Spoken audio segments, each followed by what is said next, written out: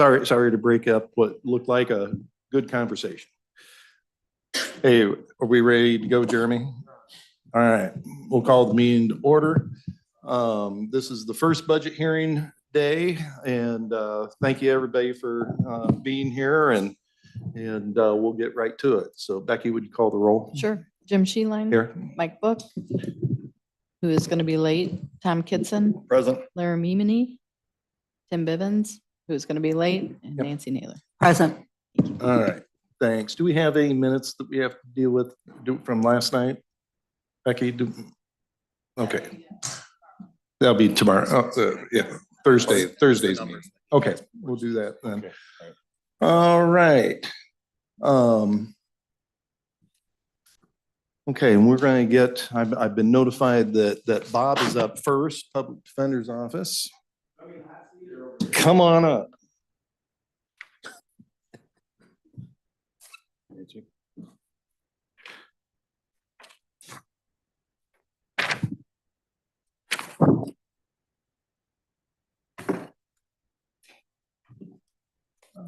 Okay, now, good morning. Now, okay. Reed, you want to pull up? Oh, yeah, if you could pull them up, Jeremy. And I think resources on the, let's see, on the departments. Is it under the agenda? I wasn't seeing. No, it's not.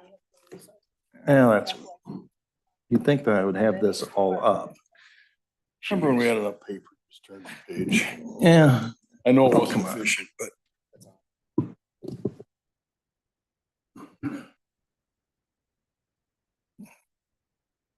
No. No, it's all right. Bob, go ahead. I'll get this. My onboard is now sent me to the very beginning. Yeah. Anyway. Oh, Jeremy's pulling up. Okay.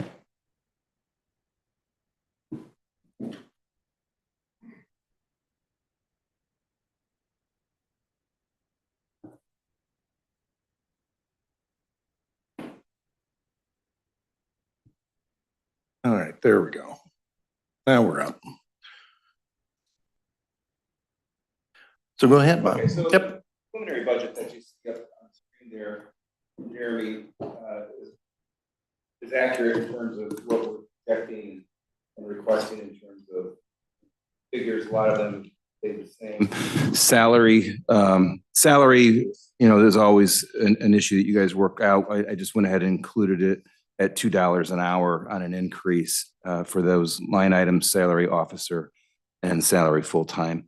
One thing that's missing is, you may recall last year when we got the Carpel program approved, where we talked back and forth with the state with the files and everything that's in there. We have a subscription that we've got to keep up, and that would be at $4,500. Mhm. And I submitted that on my proposal. It'll need an account number if indeed you approve that. And then, Charlie, of course, has his own subscription fee that he'll have to keep up on as well. Last year's meeting and then budgets worked out really, really well. I mean, everything has kind of gone as we thought it would. Body camera footage got introduced this year. It's taken up, the time that we thought it would. And, pretrial fairness, none of us are fans. And that's taken up the time that we thought, and more, actually. I think we were actually in court more often than we thought we'd be on that. But other than that, I open it up for questions or comments on that. Okay. Nancy, Tom, do you have the questions for Bob at the moment? Yeah, it's like a maintenance fee. And just to be clear, if we don't have an account number yet, we'll add one. But currently it's sitting up in the supplies. So it's included in the budget. The dollar figure, it's maybe not where we want it to be at the moment. Okay, thank you. But yes, it is. The funds are accounted for. We'll set up a new account when we approve a new budget and everything. So the question I had in my notes, Bob, was In regards to now, as far as, of course, we're thinking, ahead, not just this year, but also ahead. Mhm. You're, as far as succession planning for your office, Mhm. kind of what are you thinking? So the earliest I see me retiring from that office would be December of next year. Okay. And the latest would be December of the year after. When that happens, I mean, of course, I'm going to meet with Chief Judge and make sure the planning's in place. But like we talked about last year, it'd be a pretty easy vote here to make my successor full-time, because there's a contractual position that's paying maybe close to 40,000 now, that would be eliminated for a conflict defender or a misdemeanor defender. And then my successor, if named full-time, while the salary would be more than I'm making, the reimbursement would actually reduce your overall outlay for attorneys and the public defenders line items by 20,000. So it'd be a pretty easy vote. Okay. So I know we talked about that last year. I Mhm. just asking, making sure that Yeah. we're on track as we plan out for Yeah, that. unless you want to push me out transition. earlier. I mean, it's Not a chance. No, we won't, I know, right? Exactly. I hate to give you those numbers and when it's so weird, those of us, you and I are, pretty close, same age, and it's just weird in my head that we're thinking of, making that transition. Yeah. So, You- no, we not any thoughts of pushing you out. and the opposite thought process. If you want to make me a 99.9% full-time public defender and let me keep working downtown, that would be fantastic. Yeah, you'll make money and I'll make money. Oh. Oh, yeah, Saturdays and Sundays. Yeah. So you Just like I do have, now, so. so you've got budgeted on your personnel, on the personnel line item, a 9% increase. And that's you're plugging in a cost of living increase there, or what is that? So I think that percentage is reflective of Doug's salary is built into that along with our office manager.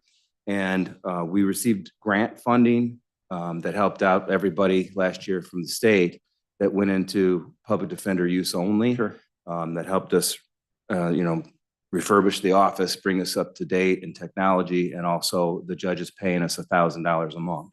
So that's where you see that it's a bigger increase than what you had initially thought last year. Okay. Yep. All right. And she's using that money for other attorneys as well. Thank you. Mhm. Okay. Anything else? Reed, you have anything? Nothing for me. Nance? All right. Well, thank you. Yeah. Okay. Yeah, thank you. We appreciate what you do, Bob, and you do a great service for the county and for your clients. So Thank you. It's my really privilege. Appreciate it. Okay, thank you. All right.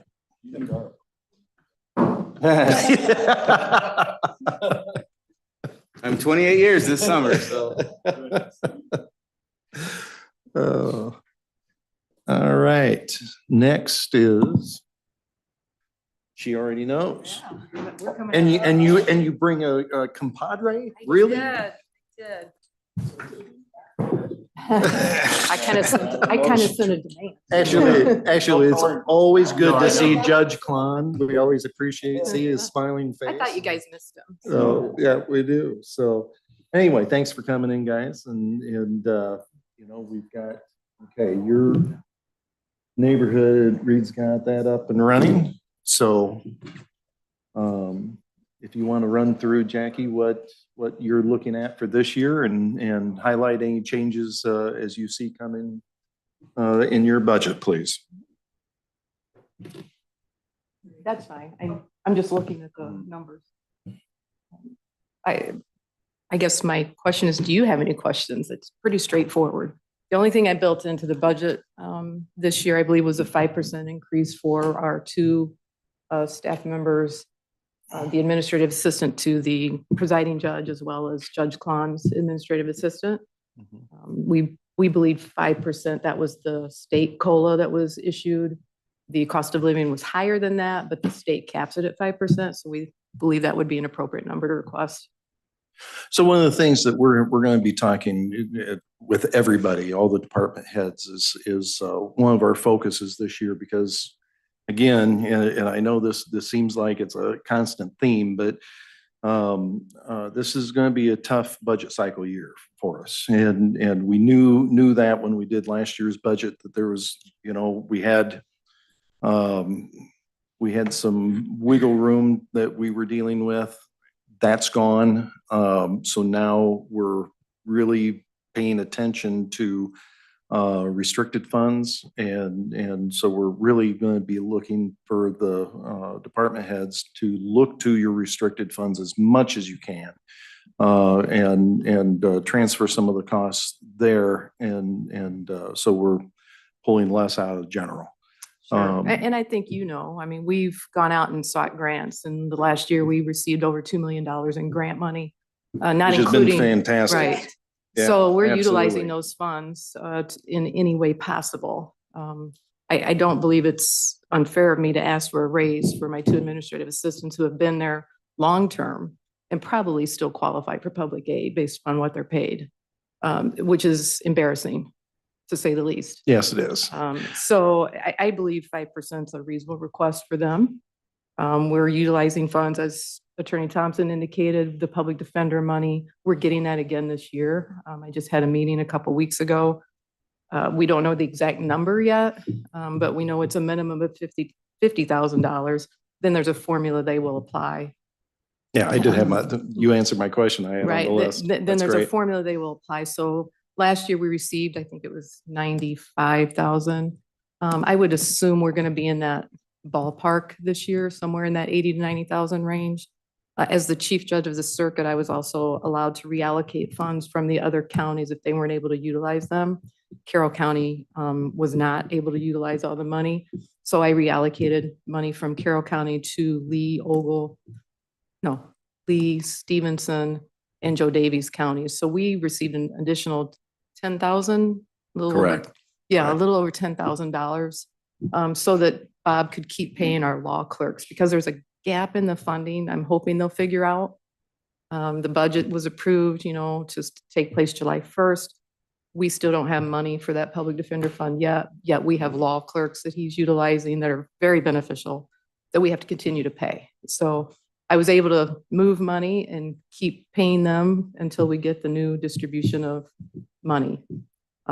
So we're doing our best to find those grants. I'm eyeing your furniture in this courtroom. So the new courtroom Judge Klon's going to have, we can repurpose instead of spending money. I really hate to spend the money, but we have to, because what you don't want to happen, you don't want the courthouse to go into disrepair and the taxpayers wonder why we want a new building. I don't want a new building. I just want to keep the one I have, Sure. which will segue into my capital request. Sure. Of the flooring. I know that the county board had set a $75,000 a year in their budget. I have a quote for all the 4th floor flooring, excluding probation. Sorry, Stacy. But all of the flooring, and if you've been over there recently, you would notice how bad it is. That quote is right at $100,000. I'm going to propose to you, spend it all this year so that I don't have to try to piecemeal it and run the risk of that flooring not matching the next year, not being available. I know it's $25,000 over the 75,000 cap, but it just doesn't make sense to me to try to piecemeal it to the next year when we can do it all and not risk it going up in price. Sure. Reed, can you pull up capital, please? Just as a reminder, that did happen to the current courtroom that I sit in, where we did need to replace. The replacement was not matching the other half. And so, I didn't complain, but I mean, to say that it's something I'm proud of is not the case. Sure. And while I'm gonna, as you all know, most of you that know me, I am a flawed individual, but that the integrity of the institution is important to me. I hosted a Children's Justice Task Force meeting in this room in May, and you wouldn't believe the compliments. I mean, there was one guy, I think he's a deputy of the Cook County Sheriff. He asked me of whether or not like television shows do recordings in here, how nice this room was. So again, I'm not, and again, I understand the issues that you're going to have, you've had for the last few years, but that's one where like, if we can really get that done so that it all matches, that I don't get in a situation that I am where half of my courtroom is like a light gray, fairly cheap carpet, and the other half is the old. That would be preferable.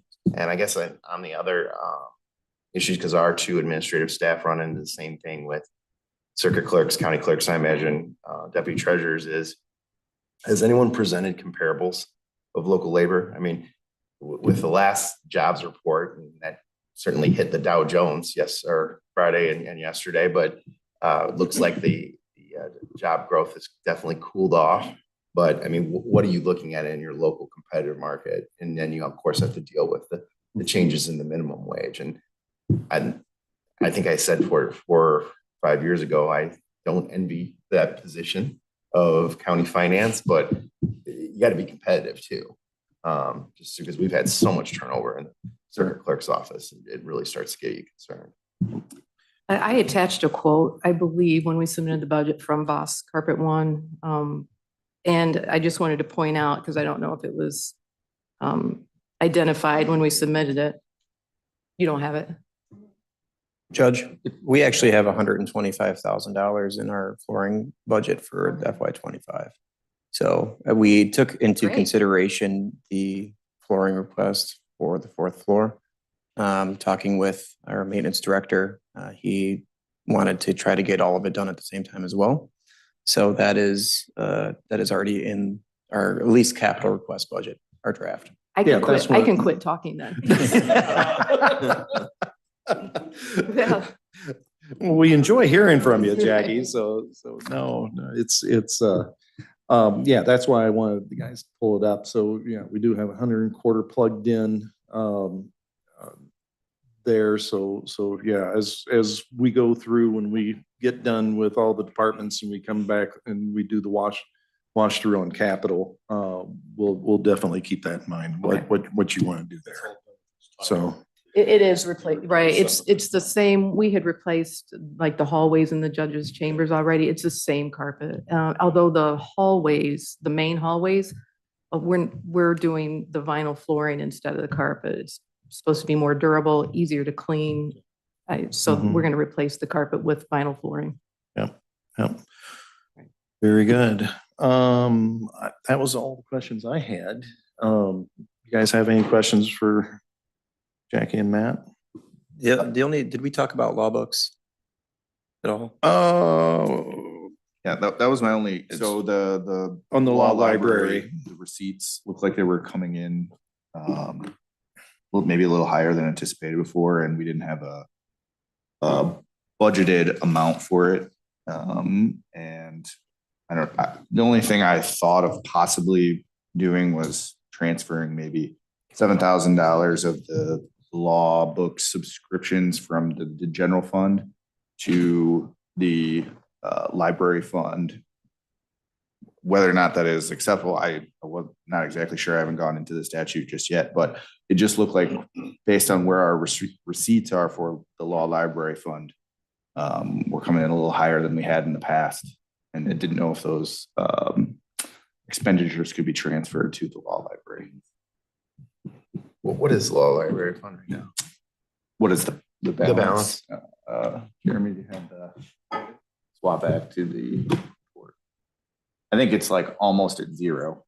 That's what I If thought. not, but the only thing that we didn't have budgeted was for FY25 was the receipts, and kind of where our expectation is based on the activity that we've already had is roughly 30,000.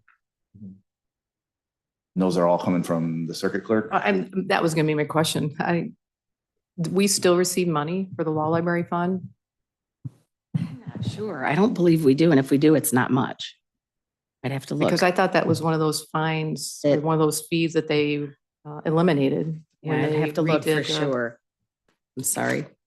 But I was you're gonna say I have showing the that we're schedules. receiving money? So in what's being returned to us, let me pull it up here real quick.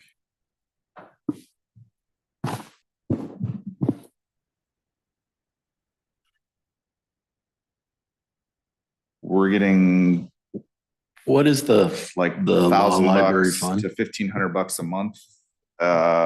That's getting put there. Okay. In 2012, when I first started here. Hey, I Reed, believe what's that balance was like fund number? $100,000.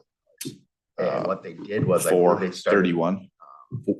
prior presiding judge. Fund 4. Started taking the administrative salary out of it, and then it was depleted to where it was now. But it used to be quite a bit of fun. So I know a certain amount comes in. So there still are receipts for some of the fees. Yeah. Case finding.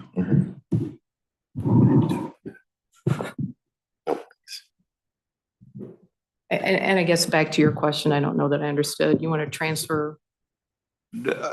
Just since it looks like we're getting $30,000 in receipts of law library fund, it seemed that potentially what we're spending out of the law books and subscriptions out of the general fund could possibly be diverted to the law library fund if we get those receipts in similar to what we're coming in this year. But if there's questions about whether or not those funds should actually be in the law library fund, obviously we have to answer that first. My only question would be, what comes in for law library? Where does it go? Again, I know there was a time where it was a 6-figure balance 12 years ago. And then there was, I don't know if it was converted back to general to pay that salary.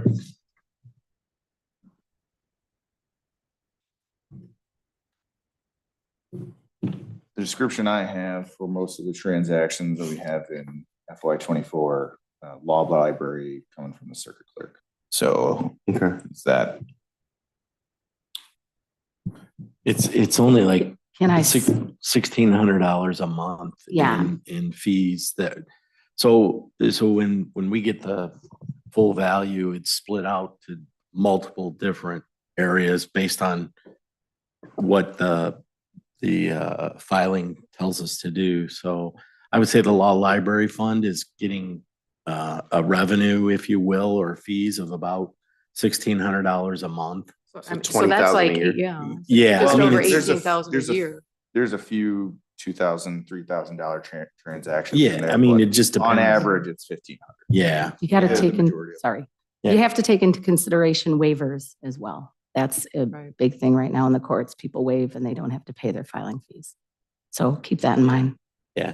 So I mean, it's not a lot, Right. but I think what they're looking for is, hey, if they could use that for your law library expenditures that we have under county general, could we put them there? If that's available to you, do you guys have any issue with it? As long as you're paying the bills, I don't care what fund you have it in. You know. You guys just this tell me is- what this check is to how- write and I'll you're right. write it. Yeah. This is how simple it is for me. Yeah. We get subscriptions we have to pay for. Yeah. I just Yeah. need a check to pay for it. I don't care how you set up the accounts. Yeah. Yeah. As long as But see, okay with that's you one guys. of the things that we're really being aware of some of these. There's proprietary funds that have relatively large balances in, and that's money that's sitting there year over year. And we're trying to utilize those dollars first in areas that are appropriate for what those funds were being, designed for. Yeah, all I So- know is when I talk to my administrative assistant, Bonnie, we're running a negative. And so I'm not sure what is being presented today, Okay, but our expenditures have been exceeding it, okay. the amount coming in. So All right. the Westlaw subscriptions, the books, they just get more and more expensive every year. And we Sure. have cut down a lot of what we used to order. We just don't order anymore, and just expect people to access it online. But we do have to maintain the online subscription. Sure. And don't think we're getting into that. We're telling you what Right. books, what you can and can't do there. It's just that we're looking at all of the different funds that are showing a balance and looking how we can utilize those dollars on a year over year basis. So Makes that's sense all to we're me. trying to do. So, Yeah, no, Yeah. makes sense to me. okay. like I said, as long as you're paying the bill, I don't care what fund you put it in. Okay, very good. Appreciate that. I have one question, Jim. Yeah.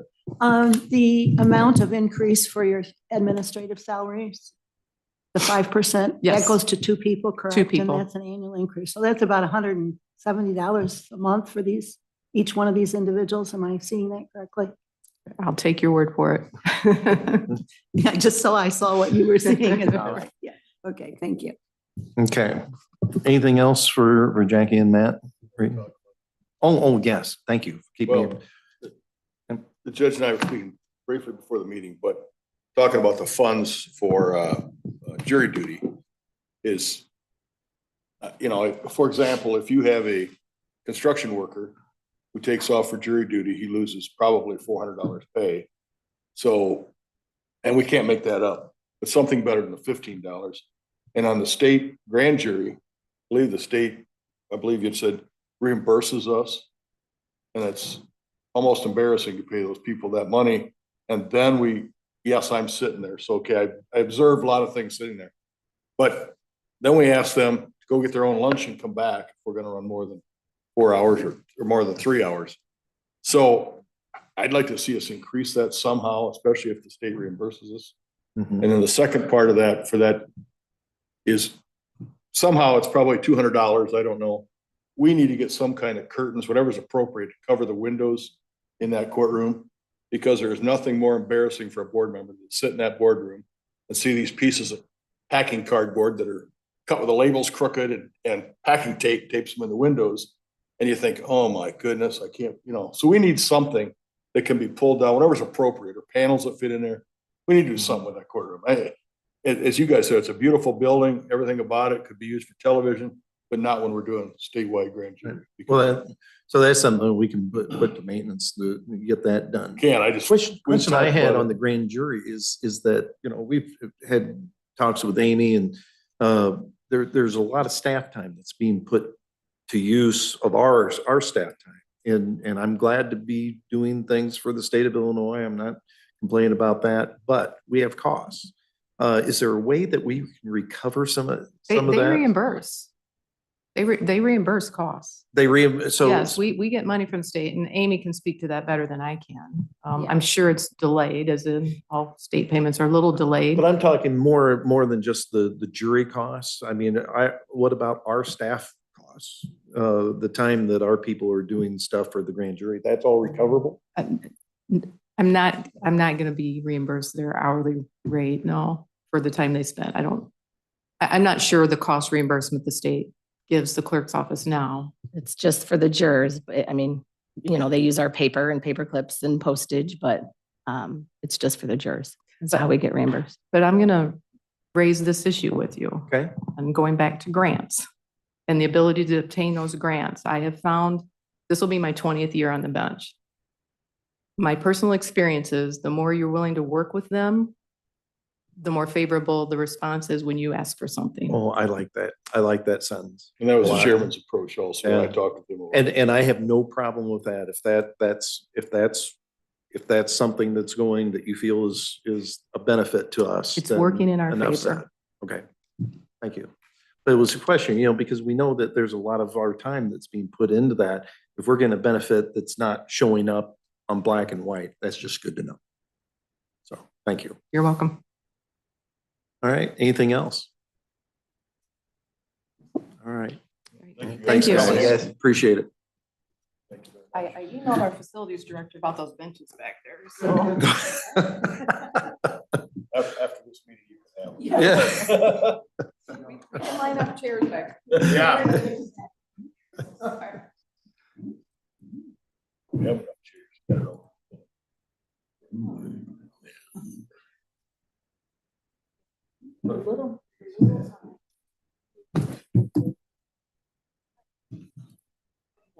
Oh, Well, okay. look at all the chairs you've got scattered all over. Every chair here placed. Before you guys run off, I'm sorry. Right when the meeting started, my onboard went poof and I had nothing. And I had a few notes and everything. And I was trying to go off of memory and you know, all that. So I apologize for the distraction of me running around getting Becky to get me back on track, but I appreciate you guys' patience. So anyway, Charlie, how are you this morning? Doing great. How are you? I'm just peachy. First day of budget is always fun. Oh, yeah. With your favorite people. With favorite people. That's exactly right. So what do you got for us?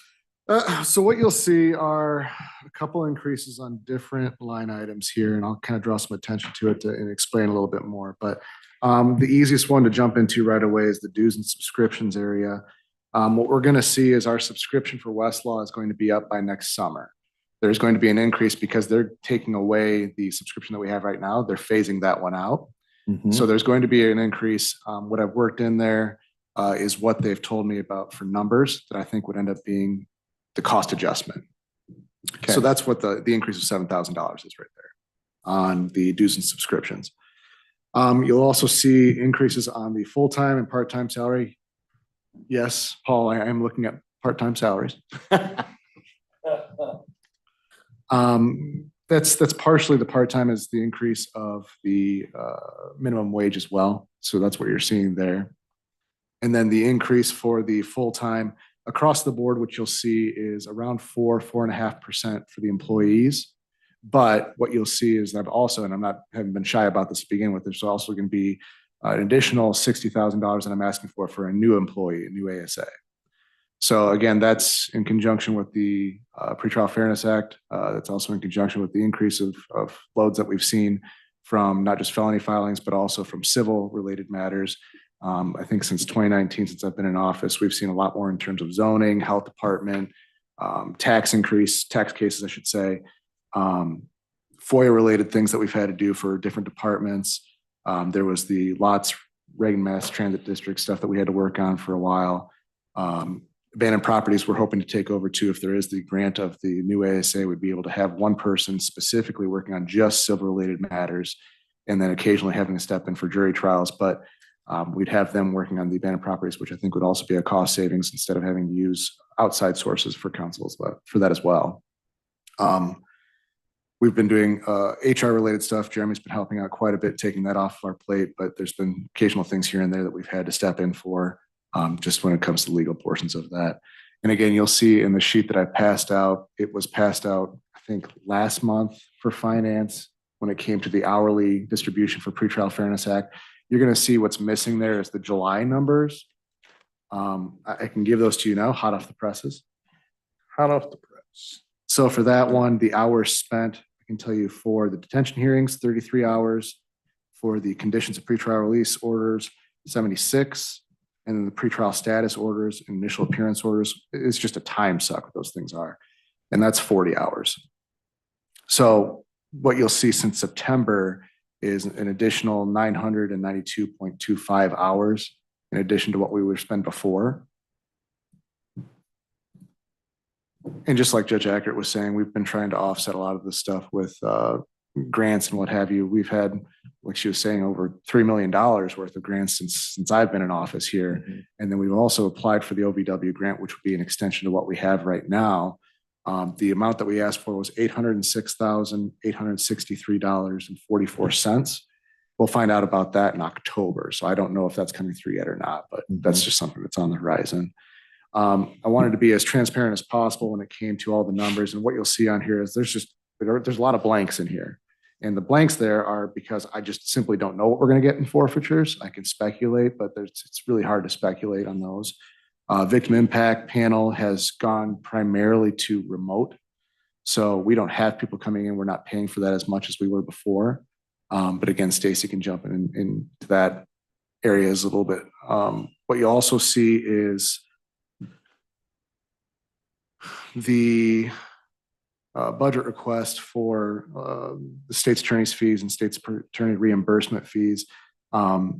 What I've done there was look at what the percentages that we get reimbursed from the state from my salary, as well as for what is going to be for having the Illinois Department of Corrections here, having the mental health wing here, and the treasurer's office gets a letter every year that says what those amounts are going to be. So hopefully those seem pretty clear on that.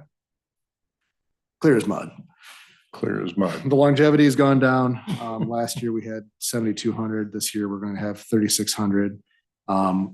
Again, what I can tell you from the filed cases, and I've been tracking since 2021, our felony filings were 227 felony filings that year. In 2022 was 268 filings. In 2023, it was 293 filings. And then this year so far, we're at 196 filings. And a lot of that is going to be, we've been filing dramatically more IDOC cases than we had in the past, probably 10 to 15 years. Klon could even mention that, Judge Klon could. I think a lot of that is due to union pressure as well, but a lot of it is we could be doing more out there, and I think it's important that we are. So we've sat down several times with the brass out at IDOC, sat down with their investigative team and talked about what we can do to support them more, because they have a very hard job out there. We want to make sure we do that. And it's gotten to the point where we have such a good working relationship with IDOC that they're actually going to be having us come down to their statewide investigative meeting and teaching their investigators what we're looking for. So it's a good relationship, and we hope to continue that. Oh, good. Good deal. Well, and looking at, when I took a first pass through your budget, Charlie, you've kept everything as flat as possible. You've got the, basically the 100,000 in nominal salary increases and your additional headcount. How is, as far as I know, when we last year and year before, looking at getting attorneys, is the pool of attorneys coming in, or is it? No, it's been pretty bad. And I think Judge Echo would tell you too, just getting conflict attorneys out here that are in private practice, just getting folks that are going to be able to pick up contracts has been very difficult for them. So for us to get somebody that's going to be out here full time to do this, even if you give me the 60,000 for the ASA, I don't know if I'll be able to fill it. So that's something to consider as well. What I've been trying to do is, obviously with inflation, trying to get the attorney and the staff members' salaries up to a point that's keeping up with the inflation, but also showing them that we recognize and appreciate everything they're doing. Sure. Well, it's hard to compete when Chicago's so close. And I have two assistant state's attorneys that live in the DeKalb area. Equidistant to going to DuPage County, where they can make significantly more money. They're choosing to come out here. Well, that's good. That's a good choice. I think so. Yeah, exactly. Any other further questions for Charlie? Charlie, I haven't been in your office in quite a while. But you have plenty of room for another staff person? We do. So the plan right now is, and I've been working with maintenance on this to try to adjust for some office space. Okay. Is there's a conference room that we have right outside of my office that we're going to turn into office space for another one of those staff members. If the assistant state's attorney were to come in, we have an office right from the entrance that we'll be able to put them in, and then we'll be able to put that staff member out in the bullpen. Okay, I don't know if it was additional costs. So I was like, And I'll say the same thing to you as I've said to everybody, and it'll be constant theme to all the department heads. We really encourage you to use, and you don't have in your fund balances, Charlie, there's nothing really out there that you've got. No, I think the one thing that you would see, and Paul and I have worked through this before, is that the contractual services, sometimes we use it, sometimes we don't. It just depends on the needs of the case. Sure. Yep. But anyway, just finish up is that try to use as much of those proprietary funds as you possibly can, before you come into your, whatever you can shove off to there as a benefit long term. So appreciate it. Yeah. Anything else, Reed? Do you have anything? Nope. Jeremy? Okay. All right. We appreciate what all you guys do to be conservative and help out. Oh, and certainly everything you're working on for grants is truly appreciated. You guys do a great job. Yes. We do appreciate all your help. Yes, we do. Thanks, Charlie. Thank you. Yeah, thanks. Yeah. No color Balloons. Yep. I know. He's a little late to the show. Yeah, he's changed now. No balloons? You didn't even bring balloons. No. Brought the judge instead, right? Believe it or not, we are 20 minutes ahead of schedule. Does anybody need to take a break? Take a 5-minute break? All right, let's take a 5-minute break.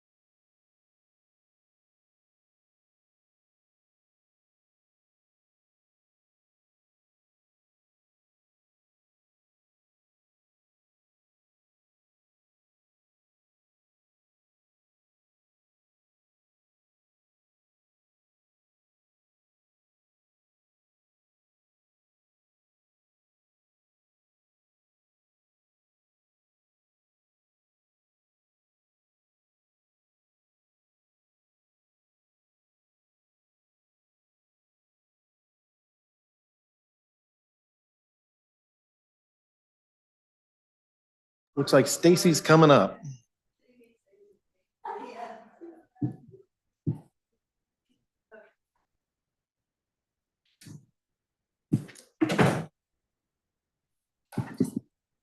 Good morning. Good morning. Thanks for coming in, Stacy. Appreciate it. And let me get back.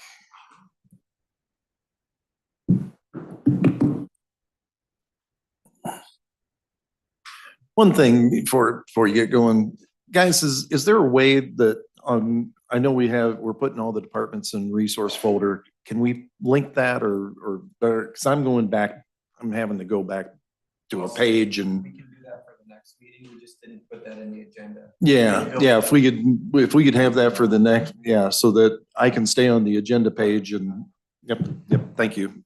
Appreciate it. It's just kind of clunky. Yep. That's all right. I can handle it. Yeah, the big gun is here. Easiest one you have, so I'm not sweating it too much.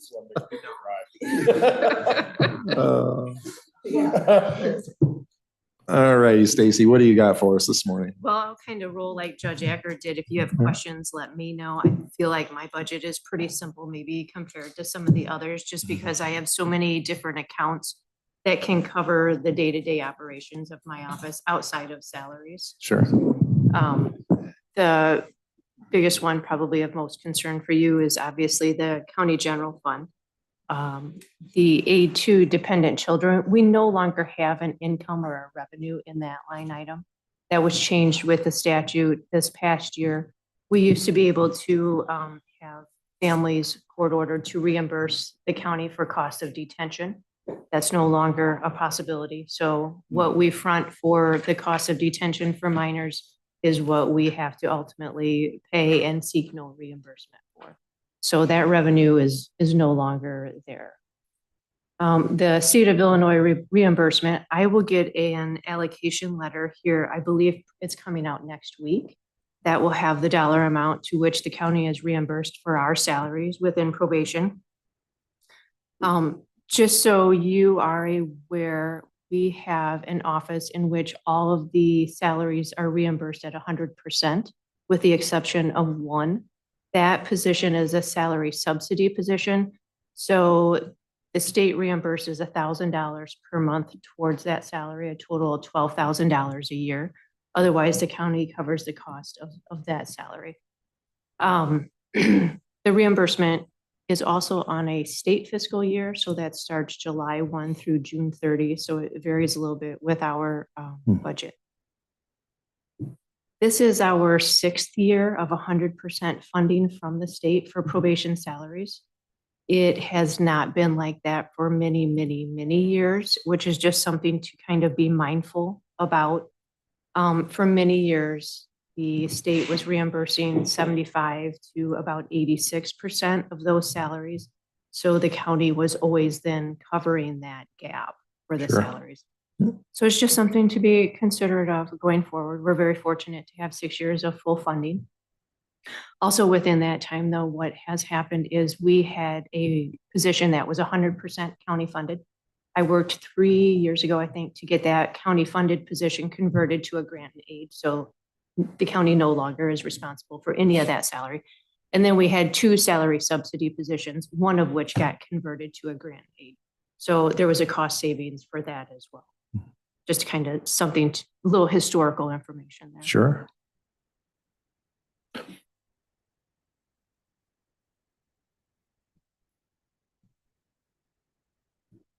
So of course, like I've hit with everybody else, we're looking at some of the costs that the state doesn't pick up. Of course, we're picking up the benefit side. So as we look at probation services, you have a pretty hefty fund balance there that is increasing year over year. Is there a way that we can tap into that or move, do some cost shifting out of that fund? For salaries? Or the benefit side? For the benefits and for salaries, that is not allowed by statute.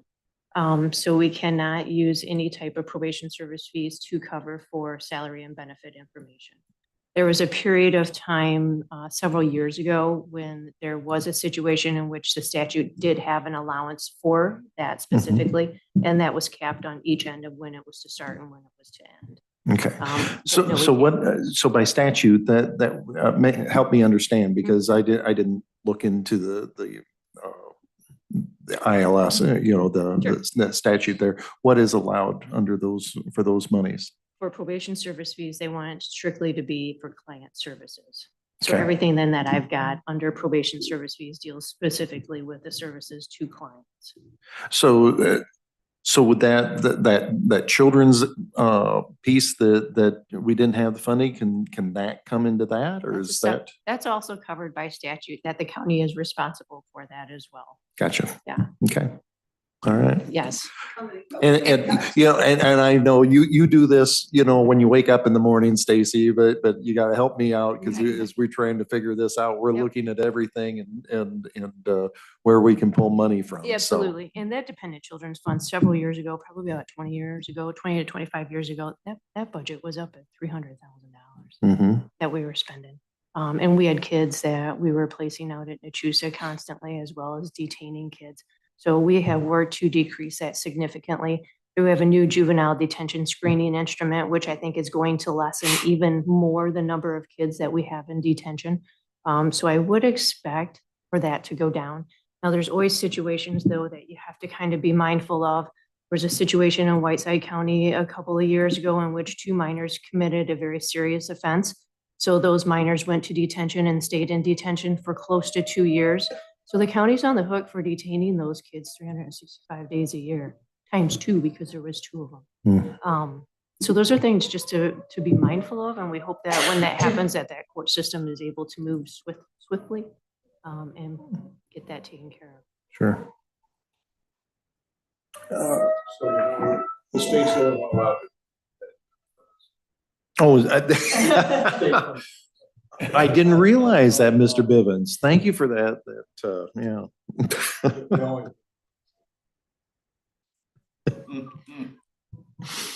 Also, just to put on your radar, I know that there is some work that's going on to consider the probation service fee fund from county to county and take a good hard look at that and how it's being used.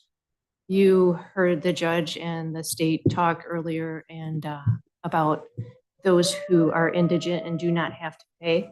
There is also discussion in regards to the possibility of eliminating probation service fees.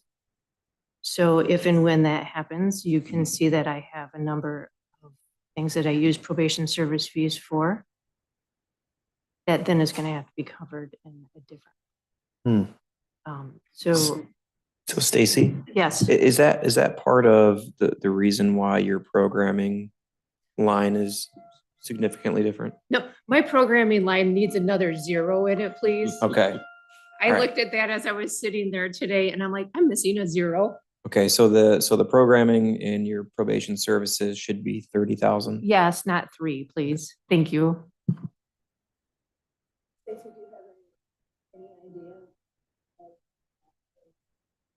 There's just discussion of it, and I don't anticipate it to happen very soon. I hope that I'm gone by the time that happens. Well, I know things don't move. Yeah, there's been discussions about it. I don't feel good about that. There are clients that do have the ability to pay. And we use probation service fees for a lot of things.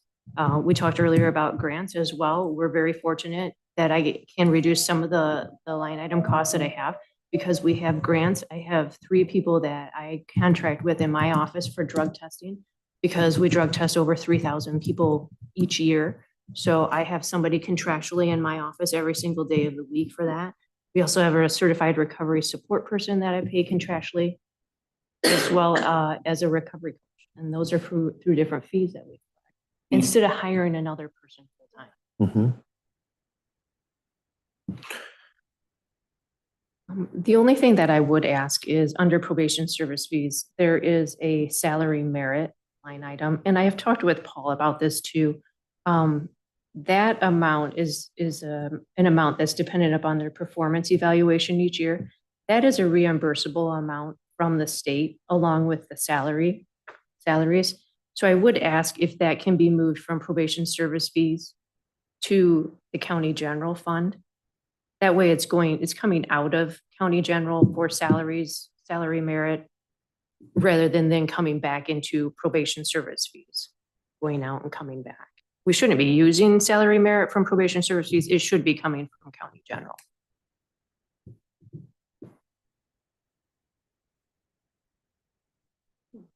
Okay.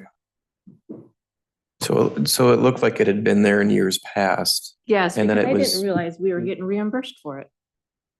Yeah, so you could, what we can do is, obviously it's gotta be, if it's a reimbursement from the state, there should be an offset coming to the county general for that. And we can show it that way. Sure. I think I think it's almost been a legacy type of thing that just says, oh, it goes through public or probation services. But if it's not supposed to, if probation services by statute is not supposed to pay for salary events, then we probably shouldn't have it there. I would get questioned each year on my annual plan when I submitted it to the state because we had longevity and salary merit. We never took longevity for staff out of county general. We would always take it from probation service fees. And then that's when I was getting questioned from the state and started looking into this and found out we were getting reimbursed for salary merit, but it wasn't coming back to the fund it was going out of. So I might be owed a little bit of a salary merit for the last 20 years. But I think if we could just get it rearranged, it might be okay. Sure. There already is a salary merit one up in general. I think we just gotta select that one. Correct, correct. Yeah, there's an account there for it. Again, I think it was a legacy issue. Mhm. Mhm. Well, you're looking at that merit pay line item in general, Yes. but you don't have anything. So it'd just be moving that the $12,000 requested up to that line item. And then that would be an adjustment there on your income side on the reimbursement Correct. as well. So it'd be offset. Okay.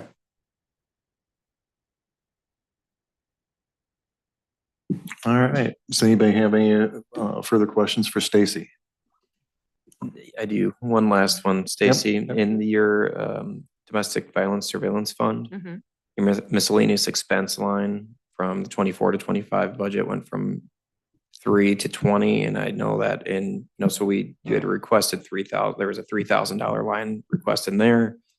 Looks like you had expended, we're looking at 13,000 at the time we went through the budget here, and the run rate's looking at the 20. Is that why we're moving it to 20? Is there a change in, what are those expenses? That's a change in procedures. So Okay. because of the Pretrial Fairness Act, we're seeing more people put on the bracelet at the time of pretrial conditions put in place. So that's an added cost. Okay, that so we're that's covering. cost directly due to the Pretrial Fairness Act? Yep. Okay.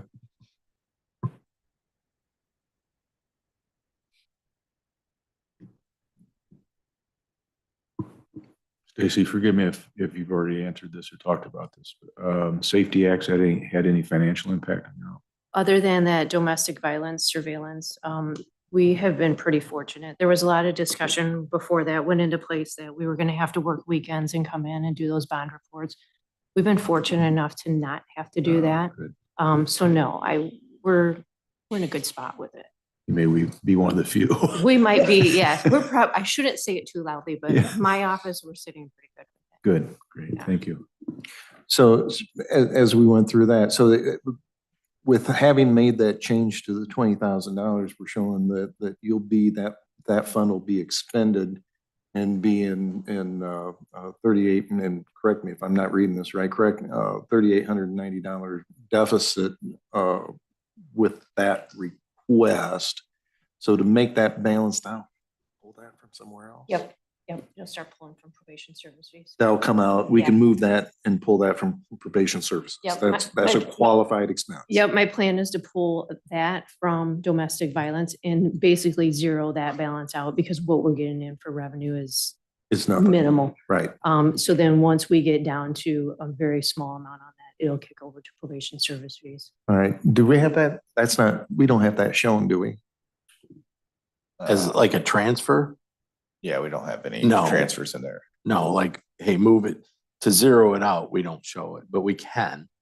Yeah. We can put that in there. Yes, as a Right. line item. Right. So that's what you're planning on us doing? Okay. That's what I plan on me doing. Yes. Yeah. Yeah. Well, yeah. We'll show You're it. doing it and We'll we'll show do it in our budget records so that Yeah. it flows through and when at the end of the year, the auditors look at it and go, oh, did you have a plan for that? Yes. Yeah. Yes, we did. Yeah. Right. And it's hard to estimate because right now we don't have so many on, but then next month we might have quite a few on. Correct. So I mean, it totally varies. With that. Sure. Sure. I understand. We need to have our housekeeping done. So, Absolutely. okay. Anything else? Thanks for asking that, Jeremy. Okay. All right. Thanks, Stacy. Appreciate Thank it. Thank you, Stacy.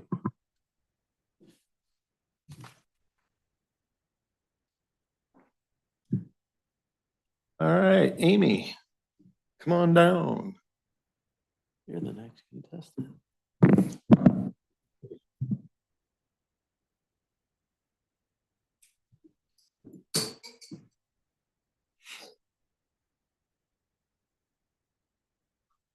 Good morning. Good morning. Got some handouts here. Okay? All right. Let me get this. We love handouts. Charlie. Not too much, but.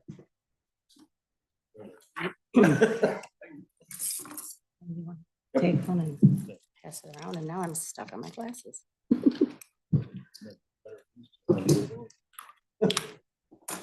I kind of stapled it to the side because there's some spreadsheets in there for you guys.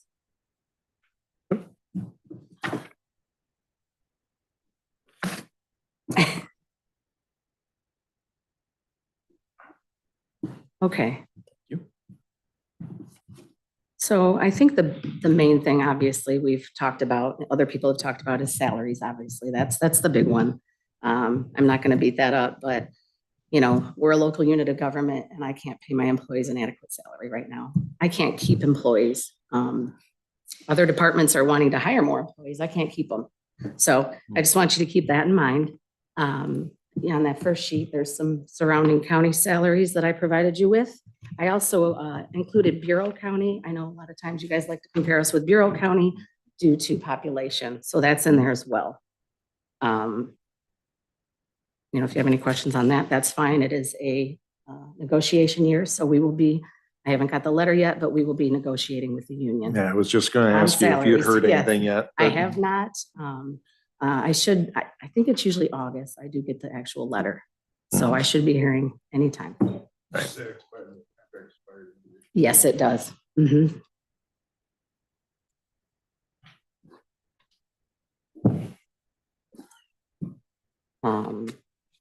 I don't know if you want more questions about salary, but I can move on if you want me to move on to the next. No, go ahead. The next sheet, I just attach essential functions of a deputy clerk in the circuit clerk's office. This is a work in progress. There's a reason that deputy clerks have 9-month probationary period because there's so much to learn on the job. I mean, they don't just do one thing, they do it all. And if they don't know how to do it, they have to step up there and learn how to do it. Whether it's taking money from, you know, a traffic ticket or filing a order of protection. A petition for an order of protection is 11 pages long. So when you get somebody in there who's upset or mad or angry, you know, we have to work with them. You know, we'll take them in a separate room. We have a separate room for that. Who wants to fill out paperwork when you're crying or you're angry or you're upset? They don't want to do that. So we help them a lot. And order protections have gone through the roof. I don't know the reason for that. I blame COVID, but anyway, I don't know if that's the reason, but you know, That would be long COVID. Yeah, yes. We have, order protection day is on Mondays, but like a Tuesday, we might have 4 order protections walk in. And we have to help them and they have to get in front of the judge that day. So, I mean, that's just a big one. That's why I attached, I won't read every single thing here, but there's a lot that they do. You know, in the hiring process, I don't have to tell, I think everyone knows, takes a lot of time. You know, it's very time consuming going through resumes and things like that. You know, if we take too long, a competitor comes in and they take them from us. You know, that just recently happened to me. I won't say who or what, but so I think with, you know, if someone has experience or a degree, they deserve to get paid more money than minimum wage. Nobody can live on that. So that's enough about salary. I won't say anymore. There are some spreadsheets in the back. I just kind of wanted to bring to your attention. I think I highlighted them. There's a 2023 spreadsheet and a 2024 spreadsheet. And this shows the total number of cases filed in the 15th Judicial Circuit. Again, I also included Bureau for 2023 and 24 to date. So on the left-hand side, there's about 30, 35 different case types on this sheet. If you look at the spreadsheet for cases filed in 2023, on the second page, Lee County filed a total of 5,016 cases, where Bureau filed 3,204. That's a difference of 1,812 cases. In 24 year to date, which I believe is the end of May or June, I'm sorry, it's not currently up to date, but if you look at Bureau County, Lee County filed 2,814 cases and Bureau filed 1,671. So we're already 1,100 more cases filed this year than Bureau. So that's quite a bit. And again, I won't go every single one. You've got all the other counties listed there on the similarities or differences. I don't. I mean, the population's similar. I do not. I can't answer that. I was just gonna ask how many yeah. of those are through the prison and I'm how gonna many are get to not? that next, okay? Yeah. Before that though, at the bottom of the 2023 spreadsheet, I wanted to show you how many judges are in each county. If you'll notice, Lee, Ogle, and Stevenson have 4 judges, while Carroll, Joe Davies, and Bureau only have 2. That means if there are 4 judges in a courtroom, there are 4 clerks in a courtroom that have to be there. Yep. Now, you know, we're building a 5th courtroom, right? Yep. So we're going to be using that for conflict cases because we have quite a few conflict cases. Other judges from other counties handling Lee County cases, they come. So we might have to have 5 in a courtroom at one time. They're also going to use that for jurors though, because we don't really have a juror room right now. So that'll be really good for the grand jury and the statewide grand jury. And let me touch on the correctional center a little bit. There are approximately 1,600 inmates in there, I think, at the last number I did. We currently have 72 active cases open. My clerk that handles that, and daily I get stacks of mail from the inmates. She has either replied back or filed something 186 times since March. Wow. So that's a lot. And like Charlie said, there's mental health cases, for KSB and the prison. So no, they have waivers. They can waive their fees. Yeah. And they send in stacks and stacks of documents, and we have to look at them. I mean, we have to help them or file new cases. So, and then we've kind of hit on statewide grand jury and grand jury. So I don't think I have to say much about that, but it does take the clerk's office hours to process paperwork for statewide. So, yep. But that's. So if we're able to get on the backside, get those, we're kind of first in line on those, on those other grants and whatnot. We've been very lucky getting grants. Yep. Very lucky. And hopefully that'll continue. Hopefully. That's all I can say. Yep. On that. So yeah. Well, this is really interesting. I've never seen this put together, but it does show you, because when you think Stevenson County, they're a prison county. Yeah. And I can't remember. Does Joe Davies they don't have a prison, do they, up there? I think so. Yeah, Freeport. Well, I thought friend in there. No, I think it's just the jail, but they have, I thought they has. Who am I thinking of? you're thinking of Thompson is over in. Yeah, I'm probably thinking Thompson. Yeah. Anyway, Yeah, so, a lot of people don't think about that, the correctional center. sure. And what the ripple effects Right, there. and then Charlie said, the inmates, there's cases against the guards now too, quite a lot more. Sure. So But no, this is, that's prison. Okay. well, thank you for putting that together. Yes, I'd never and I seen will, those like I numbers like that, and that gives us some perspective. The one that really I'm going, good. I was gonna say, the one that stands out as I'm looking through these numbers is small claims. Got 907 and Stevenson I guess it's Ogle's closest at 422. Now we also have a hospital, so medical bills. There's a lot of collection Okay. cases. That's what I was wondering Okay. what the Yes. difference was. That's a lot. Okay. Mhm. Yeah, but even then. Yes, Freeport- so I mean. Freeport has Freeport Med- You know. Can't have it Freeport one way or the Hospital, other. so You would think they'd have the same issue. You would Yeah, think that's so. it. Yeah, I just right. wanted to give you guys an idea, it's. Amy, Right. kind I of- have one other question. Sure. If you may or may not know. The Whiteside County, I was looking at the wages on your current salary wages. So Mhm. Whiteside County, their current wages, $18.69 an hour. So do you know when that union, is that a new contract or is that coming up again? I believe the majority of these are coming up again. Okay, so they've been making that. And then Yes. they're gonna face it again, just like we are. Correct. I just didn't know if that was Right. like just And- done or, And not to, some counties don't go 4 years. Some only do 1 year okay. contracts. Some do Okay. 2. One county did 1 year contract, I think last year. So they're Okay. up again this year. Be interesting to know about Whiteside, just So- out of Well, curiosity. since it's next door. Whiteside did a study Mhm. 2.5, almost 3 years ago now. They did a payroll study. For our work. That's why that changed. Yep. It was probably 3 years ago, 21. Yeah, they're is on a when they- scale, right? And they had some consultants come in and they changed dramatically Uh-huh. up. Yeah. Yes. Yeah, they were one of them. Yeah, Bureau was the other one. Yeah. Right. I just added that because they're near us, I thought. Right. Right. So a couple of questions for you, Amy. One of the things was, as I'm talking with every single department head, it's a consistent theme. Are you looking at all your proprietary funds, automation, the different funds that we can shift and do some salary, start drawing down some of those fund balances in those proprietary funds, with the salary needs you have in your office? Yes, I am, as long as it's by statute, as long as we can't touch the funds. There's certain things that you can't touch. Sure. So we'll have to look into that. But yes, absolutely. Yeah, I know.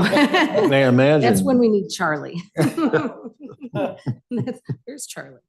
So yes, as Yeah. long as we can do it. Okay, because you have some, you're probably one of the department heads that have some of the most higher fund balances there, and so if we can do some cost shifting and pull some money out of those fund balances, that'd be Sure. But I do- real helpful to county general. Sure, but I do want you to So- be aware, some of those miscellaneous funds are there in case the AOIC comes in and mandates us to make a change. Yep. And I have to put some money towards our current case management system. Right. So that's why those are there. 'Cause So we- speaking of which, you want to talk about that a little bit? Sure. So we're getting close. We should have all the actual figures in 2 weeks or less. And then I'm going to meet with the team and decide what we're going to do. If the whole courthouse is going to switch, if just the clerk's office is going to switch, so that's where we're at. But 2 weeks, I should have the actual figure. And you have a feel for where that number might land? I'm thinking about 1.1 million. Yes. Okay. Is there a deadline of when we have to be off of our current system yet? I pay the fee in December every year, so the sooner the better, but Sure. you know, we could just pay December's and then switch, but then we might not have support. But if something again changes, we would have to make Yeah, changes. and talk about, I think, for Reed's benefit, since he's relatively new, the whole, how this all started was because the case management system that we're on right now is losing support. We're being forced to upgrade one way or the other. It's just a matter of Yeah, who we go with. right. And Winnebago County and I are the only ones in the state that has this. And Winnebago County is getting out right now too. So they had to go out for bid. So that's where they're at right now. I try to keep up with them to see where they're at, but Sure. Yeah, this isn't something that you just said, gee, I no, want to change this no, up. this is not something I even want to do, but, and Shannon doesn't want to do it. This will be her second one. And she said she wouldn't do it again, but When do they drop the support? Or have they Well- already? there's not a lot right now, but I mean, like I said, if something changes and we have to, they will do it for a fee, Yeah, you know, right. that's, yeah. Yeah, it usually is. Anybody have any questions for Amy? Thank you. Jeremy, Reed? Nope. Paul? All right. Ready. Thank you for your time today. Yeah, thank you for the information Absolutely. and appreciate everything that you do, because, Well, you know, thanks. you're kind of on the front end of that stick.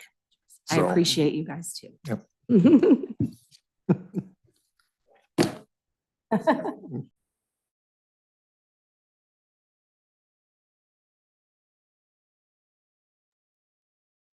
Okay, come on. Oh. We have. Sure.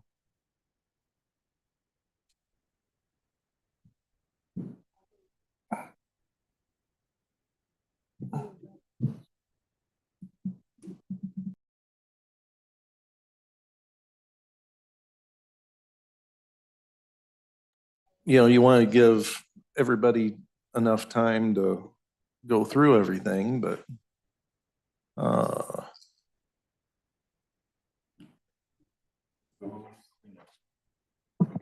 yeah.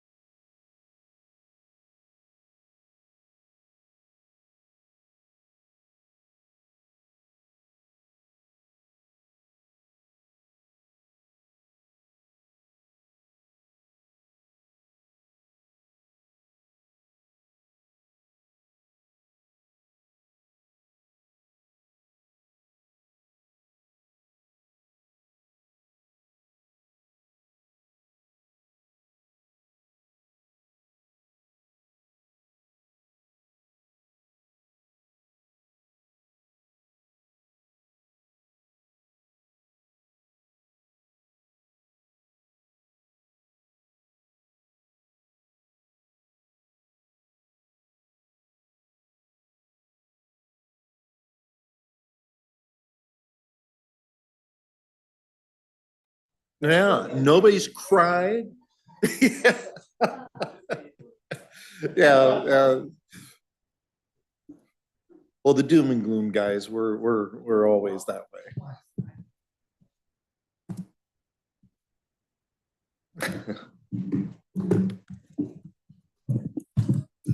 Great. All right, are we ready, Jeremy? We're on, okay, back in session, and we have the health department. And Kathy, would you like, I guess I better pull up your numbers here. Oh, is it on the agenda now? Fabulous. Appreciate that. Becky's awesome. All right. So I guess we'll just start. Is there things that you want to run over with us, Kathy? As far as I've done, all of us have done a preliminary pass through. Are there things that you want to highlight and talk about? Changes in your office, personnel? Okay, so did they get the revised version that I sent you? Oh, great. Okay. Quick question for Reed, I guess. Under revenues, towards the end, we've got the SIPA grant. Yep. And then 2 down. That's actually the same grant. So I'm not sure what happened there. Can we remove the second one? It's IDPH strength. Yeah, Yep. that's what Yeah, we SIPA can- stands for, Yep. strengthen. Okay, Now, where are we at? this would be under revenues towards the end. We have SIPA grant listed and then Oh, okay, got it. 2 down, that's actually the same grant. So I'm not sure what happened there. Changes, nothing major. We've, And then before you get started, as Yeah. far as that SIPA grant, that's the you got that all up front. And Yes. that's a 3-year, if I remember right? 5-year. 5-year. So it was a 5-year, 350,000. Oh, So that's I right, hope we 70,000. did this right. What we did, we broke it up into those 5 years. So we budgeted 70,000 for this year because we'll be spending 70, getting 70. Sure. So yes, that's the grant. So basically there will still be 210,000 already in our account for the following 3 years after this year. And just so we're not getting any new money, right? The 350 was all we're gonna get. Right? Correct. So if you're looking at what is up there.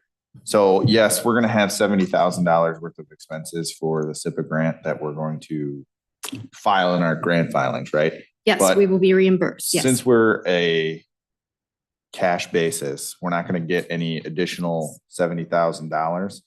I made an adjustment because we recorded that revenue when we received the money, when we're not gonna get any new money. So my reading of what will end up happening is you've already got the expenditures that we're going to apply for this grant already budgeted in your numbers, Correct. right? Because it's gonna be a lot of some wages are going to be used for appropriate expenditures for that grant. There's going to be other supplies, whatever. But so those numbers are already in your expenditures. Yes. So my proposed adjustment was just, hey, we're not going to get an additional 70,000, but that is what is going to be applied to that grant. So I removed that 70 because it's kind of looking like we're going to get an additional 70 this year. Okay. So that's the only adjustment I made for that. Okay. So.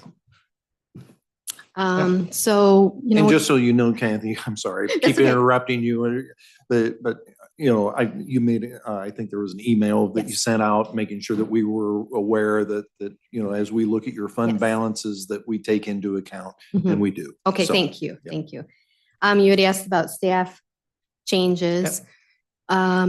We had Jen, who was with our environmental health division quite some time, head to Whiteside County. But the good news is we've got a newer EH team. They're fantastic. they're being very well received in the community. So sometimes change works out for the best. So I did just lose another nurse, unfortunately, due to pay. She's a single mom and just couldn't swing it on what we were paying her. So, but other than that, I think we're pretty status quo. Okay.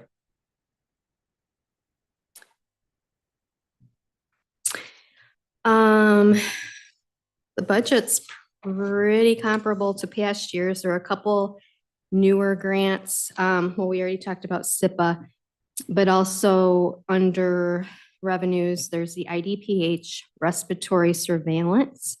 So that was a new grant for 140,000. I have no idea if that will be continued or if it was a one-time grant. So I can't predict that. Then we have some grants that have ended and we won't be getting back. So hopefully next year, those can be taken out. Those lines can be taken out.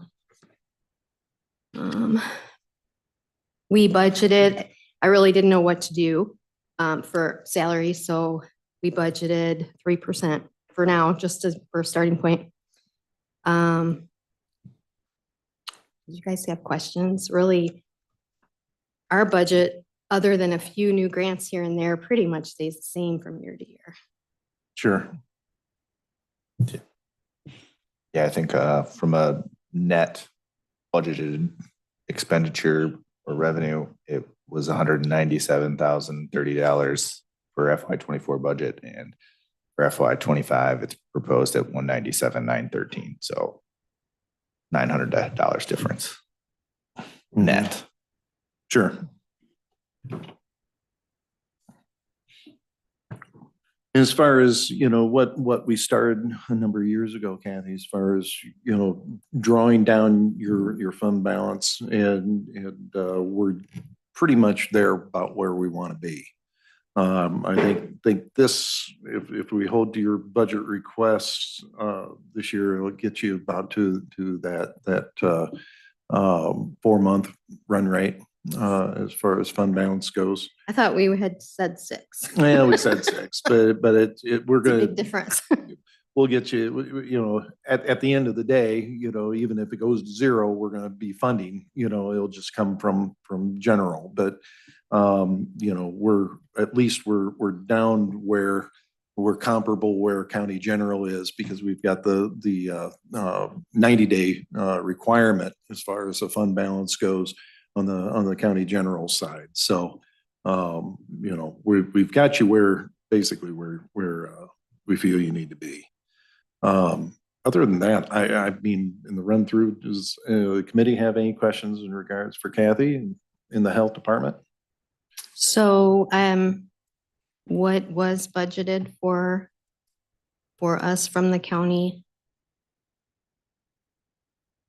So that $280,000, they're down, and you see that we have that plugged in for this. Okay. In 25 as well. Okay. Okay. Yep. My main concern was covering what we pay back to the county, and I believe that will do that. In terms of health insurance, IMRF, I got all of that, because sure. Otherwise, it wouldn't make sense to be like you were taking money from us. Yeah. So as long as we cover what we pay back, I'm good. Good. Reed? I don't have anything.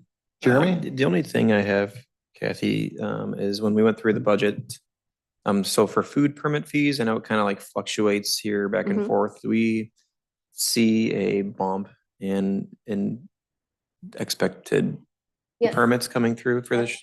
That's because the board approved our food code changes recently, and the first fee increase will be in effect FY25. Perfect. They're very, I think, nominal. Low went up $55, medium 75, high 100, and multi-department 100. Awesome. And those, speaking on food or permit fees, I think ARPA was paying some, but that's done now, right? Correct. So, okay. I believe that So this the- year they will be paying themselves They will be again. But paying yes, themselves. they really appreciated that the Yeah, I last few mean, years. That was really a That was wonderful something we thing. could do for them with Yes. our ARPA funds. So that was great. Yeah, so we should have one more, I do believe, cycle of those, right, coming through I for this was, last quarter. Oh, yes. do we? I think One so. more quarter. And Okay. then for next year, we usually send out the renewal, permit renewals October-ish. So they will actually Okay. be billed. Okay. And then as far as, do you see any lingering effects of COVID? Is there anything in here that we should be looking at to say, hey, that we've kind of gotten through this and those expenses are no longer there? Or did we, for the most part, get reimbursed through governments for that? Yes. Okay. Mhm, mhm. That money's gone, but it really helped. Yeah. It's one of those things where we talk about is, hey, what happens if, right? Well, we definitely went through it and it looks like federal government stepped up to help us pay through that. So, okay. Yeah, and it was nothing like we had practiced. You know, we've been practicing for years for a public health emergency. And of course, being a novel virus, everything was different than what you could predict. So Yeah. it was a learning experience and I'm still standing. So Yeah, yeah. Hey, it looks like we got through it great. So fantastic. The only other thing is the, lead abatement grants and those things. Would you mind just talking about those a little bit? Sure. So it's called the Clear Win Grant. And we are allocated a certain number of dollars from IDPH. And then if we identify a home that could use some mitigation because their child tested with a high blood lead level, we can use those funds to help with that mitigation. And we finally identified a family recently in Pawpaw who we were able to help. And then in the middle of the process, identified that this home was on the historical registry. So that added another layer of complexity. And by the skin of our teeth, we were able to have the contractor kind of pre-bill us so we could use the FY24 funds or part of it. And then we'll be able to finish the work with the FY25 funds. So that worked out really well. What about, do you want to talk about the TB fund a little bit? And Oh, sure. that'd be great. I didn't even see, did TB funds stay the same? Did you Yeah, guys? I didn't change it. We Okay. haven't, it hasn't been Yep. adjusted, but I just Okay. thought maybe you'd want to talk about. Yes, I the importance appreciate of it. that, Jeremy. We are actually spending a bit more of our TB funding. We currently have 6 latent TB infection clients that we're following. That means they have TB, but it's not active.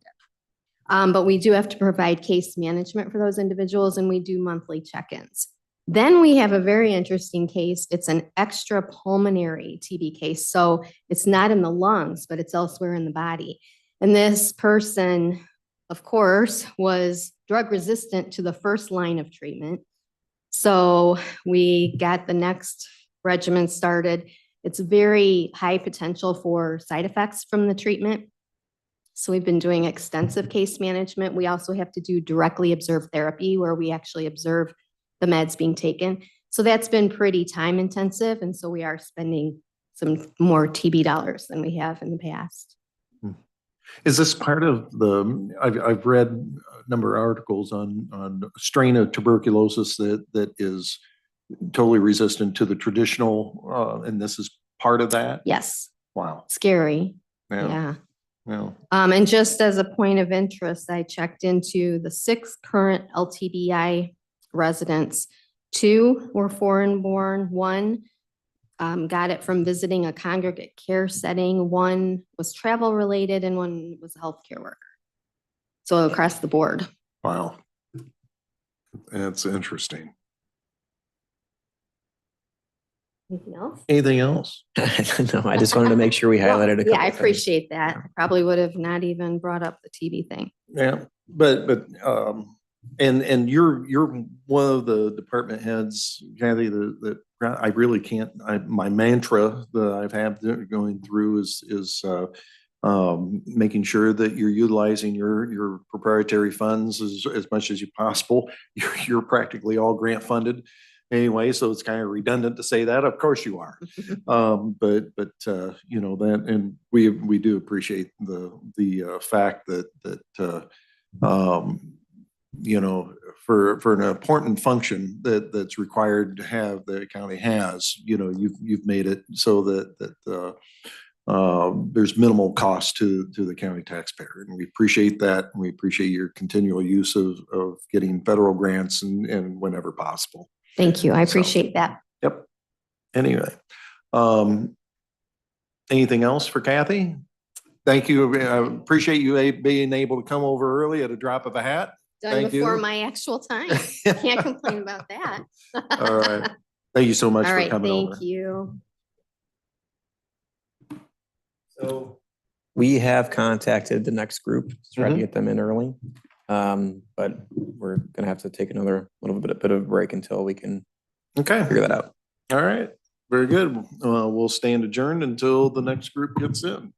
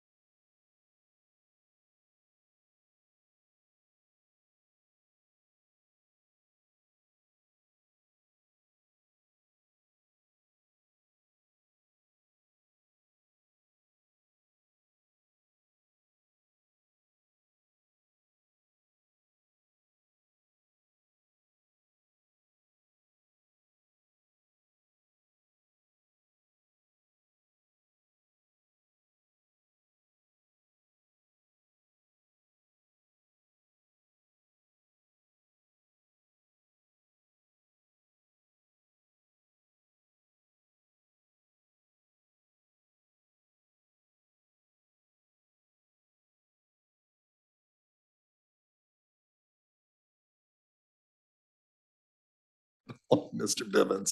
Chris, how are you doing? I am awesome, sir. How are you? Well, doing well. Thank you. Thank you for coming in. Are we back in roll? Okay. We are back in session. So now we have the Regional Office of Education. Mr. Tennyson is here with us, and we will go through his budget request for this next fiscal year. And Chris, I'll hand it over to you. I don't think it'll take too long. I No? put the employee numbers in that Reed gave me, because as you know, you're in charge of what our Lee County employee makes. So I put those totals in. And then all the accounts are staying the same. We did our best to try and estimate with that new facility, what it was going to cost for utilities and for our new alarm and for cleaning and for everything. And we actually did pretty well. We're not going to put in for an increase really of much to any of the three counties.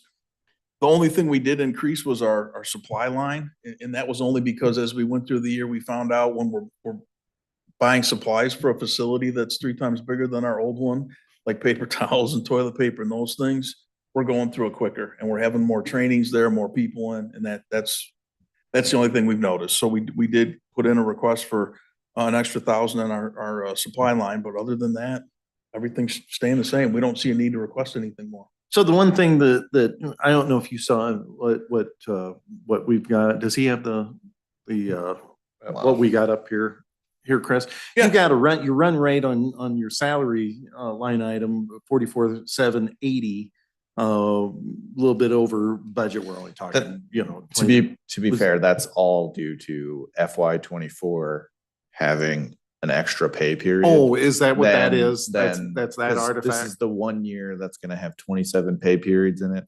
Okay. That's gonna happen every 7 years.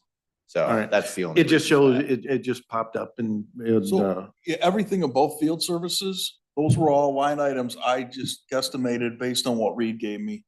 Sure. Whatever, I really don't have anything to do with approving the employee salary.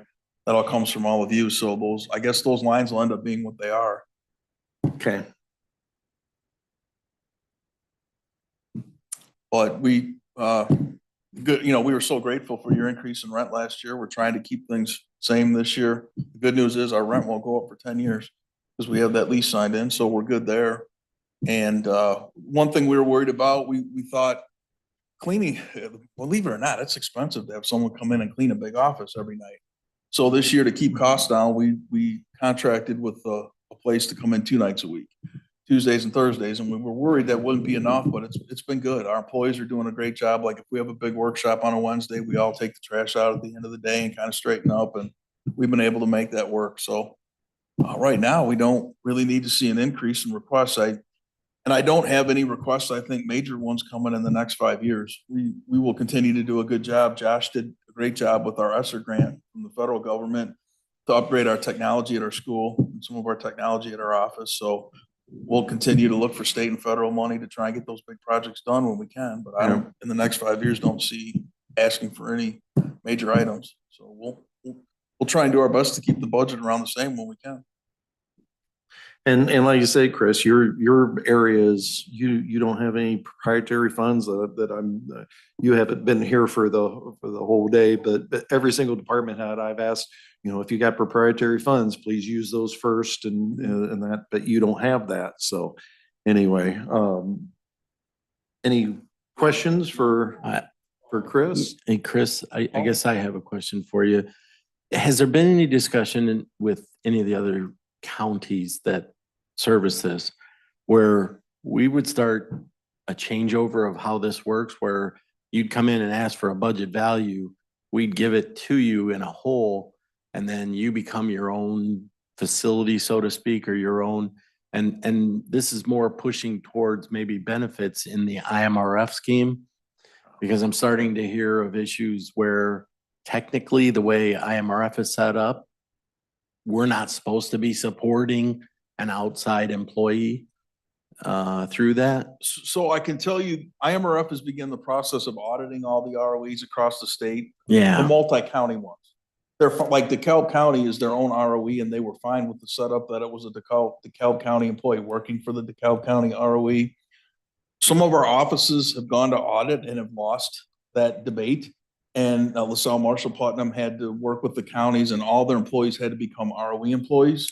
and the counties just reimburse the ROE for the salary and benefits every year.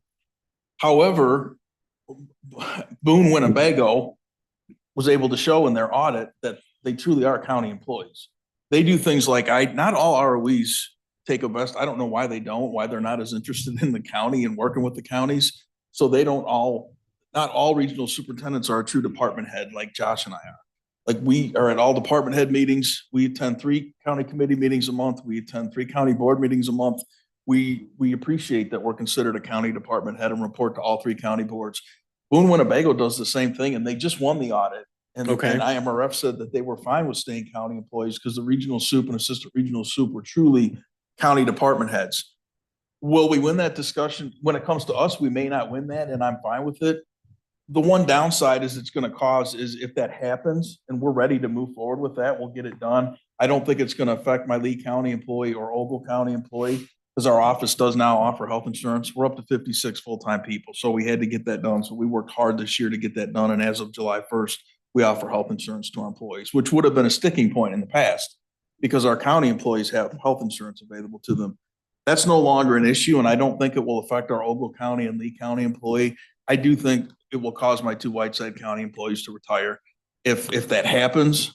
And one of them's year to year on retirement anyways, and the other one's a year and a half away from retirement. So, I mean, if it happens, it happens. I think it would be easier for us in the counties if they were our employees and we just submitted, the reimbursement for their salary and benefits, because then I don't have to worry as much about our office calendars. I've got 3 different counties that are sometimes on 3 different calendars. Sure. And I always in the department, Jeremy, everyone's really good about working with me when I submit our office calendar because I'm changing some days here and there. So I think it would be easier for all of us. I just know right now that if that happens quickly, I'm going to probably lose my 2 Whiteside employees, but I mean, they are ready to retire anyways. That would probably just be the deciding factor. But, and only right now because Whiteside County offers a little bit better health insurance than my office is able to. But we're hoping as we grow to be able to get right there with, what Whiteside County offers.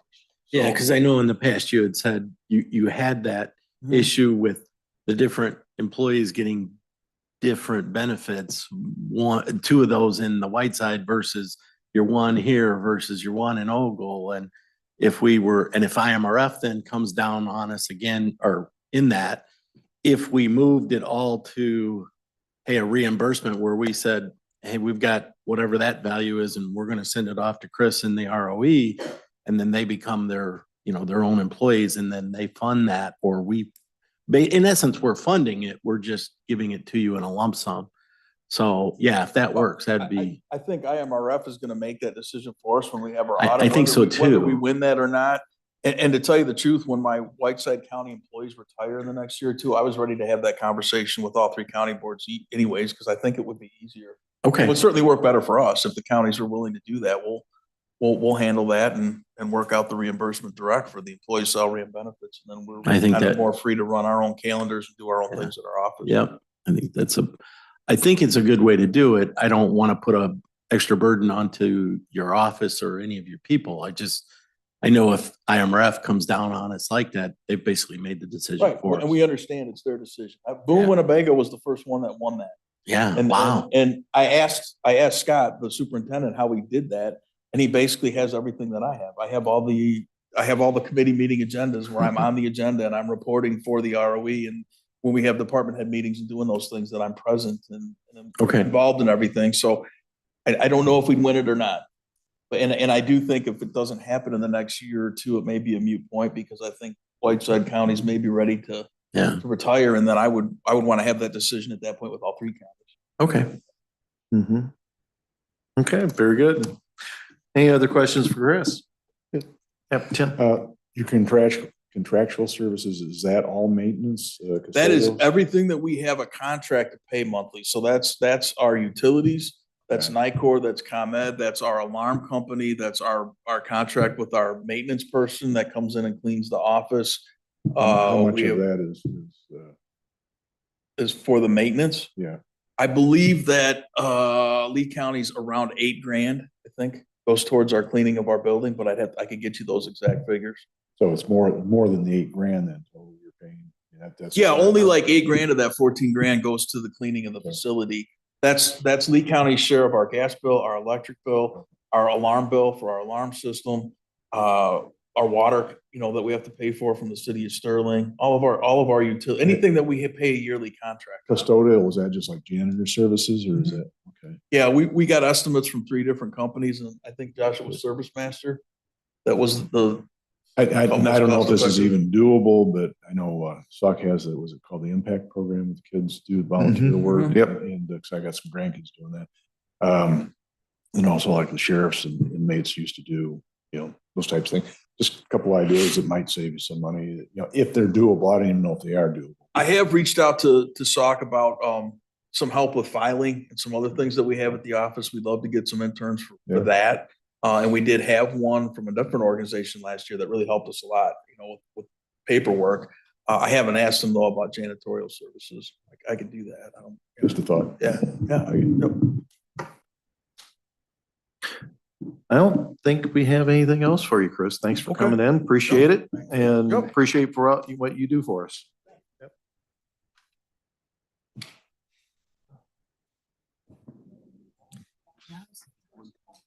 Oh, okay.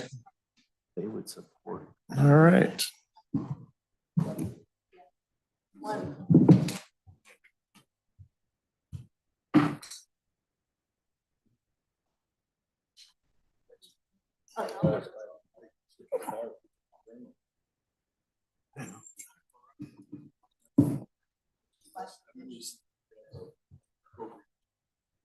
Mm-hmm.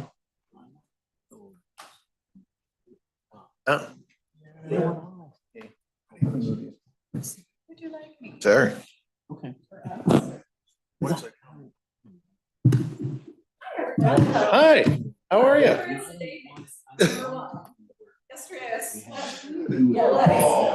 And now today I'm like actually a little cold, so. Yeah.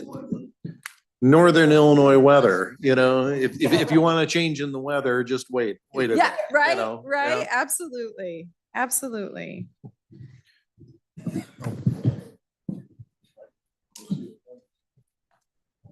Oh, there we go. Hey, Ellie.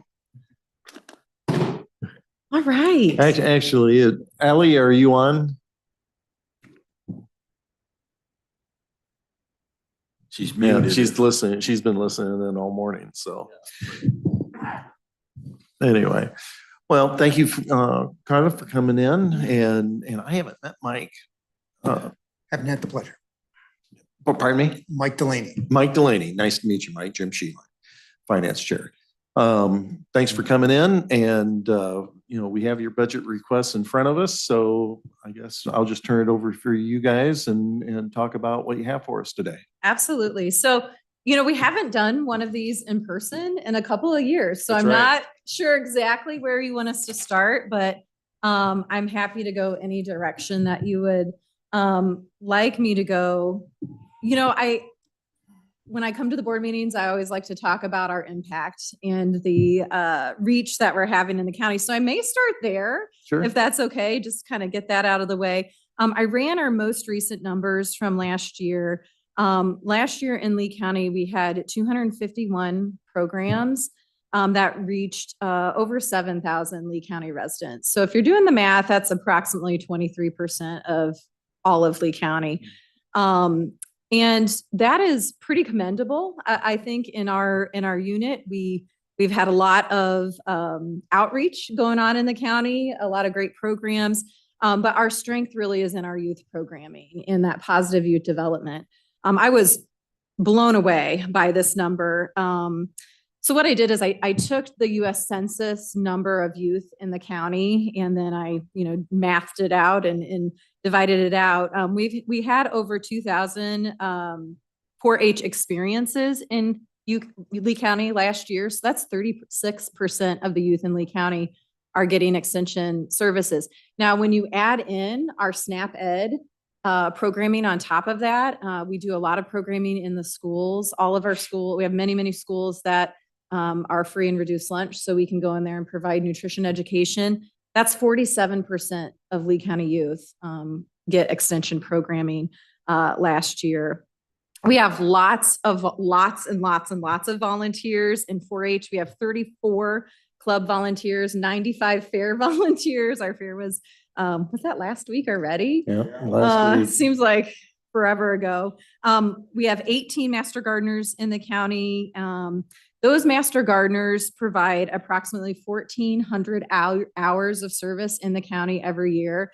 And again, I like math. I love to show the economic benefit and value that we're providing. When I look at the independent sector, the hourly rate that of benefit that those volunteer hours provide, that's $33.49 an hour. That's over $45,000 of benefit to the county that those master gardeners are providing. And on top of that, our 4-H volunteers, all of their volunteer hours are 3,264 hours, which is an economic benefit of $106,000 for the county. So not only are our programs very impactful, but the work that our volunteers are doing across the county are adding that economic benefit. I also wanted you all to know, before we talk about our budget requests, that we have over 30 community partners. I have them all listed on my page back here. I could read them all to you, but I think that's pretty significant to show that we don't do this work alone. We partner with many, many agencies across the county to meet the needs of the county residents. So with that, I just wanted to jump in. What are some of those needs? We know we do needs assessment all the time to identify what are the priority issues. We do formal needs assessments. We do informal needs assessments. We always want to know what are the needs of our citizens and how can we reach those or impact those. So just a few, just kind of our top three. We all know economic development is incredibly important. You know, we offer workshops and programs for that support. Youth engagement is huge. That's a large number of our program contacts. We need to have opportunities for youth to build leadership. We also need to have opportunities to retain youth in our local rural areas. So we provide that through our 4-H programs, our school-based programs, and those programs to build leadership skills. And then we also have needs for health and wellness. We want a healthy community. We want healthy individuals, parents, families. So we provide that through nutrition education, chronic disease prevention, and community health initiatives. So from all of that, we develop our priority areas, and that's how we determine the programs that we're going to provide in the county. I wanted to speak briefly about our funding sources, just because I'm not sure if everyone's up to date on how all of that works. And it's very colorful. There's lots of lines. There are lots of columns. But I like to think of our funding as a three-legged stool. So we have our local sources. That's the county board. In our entire budget, our local county sources account for about 34% of our budget. That can also include anything that we raise locally, so local donations. We cost those expenses out based on population. So our 3-county unit is Carroll, Lee, and Whiteside counties. Lee County carries about 32% of the population base for that. So to keep things even, Steven, we apply 32% of the expenses to the county. So you're only paying for, you know, what is based on the population of the county. So that is one leg of the stool. The second leg of the stool is state match. That is funds that we receive from the Illinois Department of Ag. That's a line item in the Illinois Department of Ag budget. That accounts for about 26% of our revenue sources. We have been very, very, very lucky that state match has been consistent over the last 4-ish years since we did not have a state budget, those 2 years in 2018. And it has been at a higher rate than we expect. So we anticipate about a 75% state match every year. So that means every dollar that we get in local funds is matched 75% at the state level.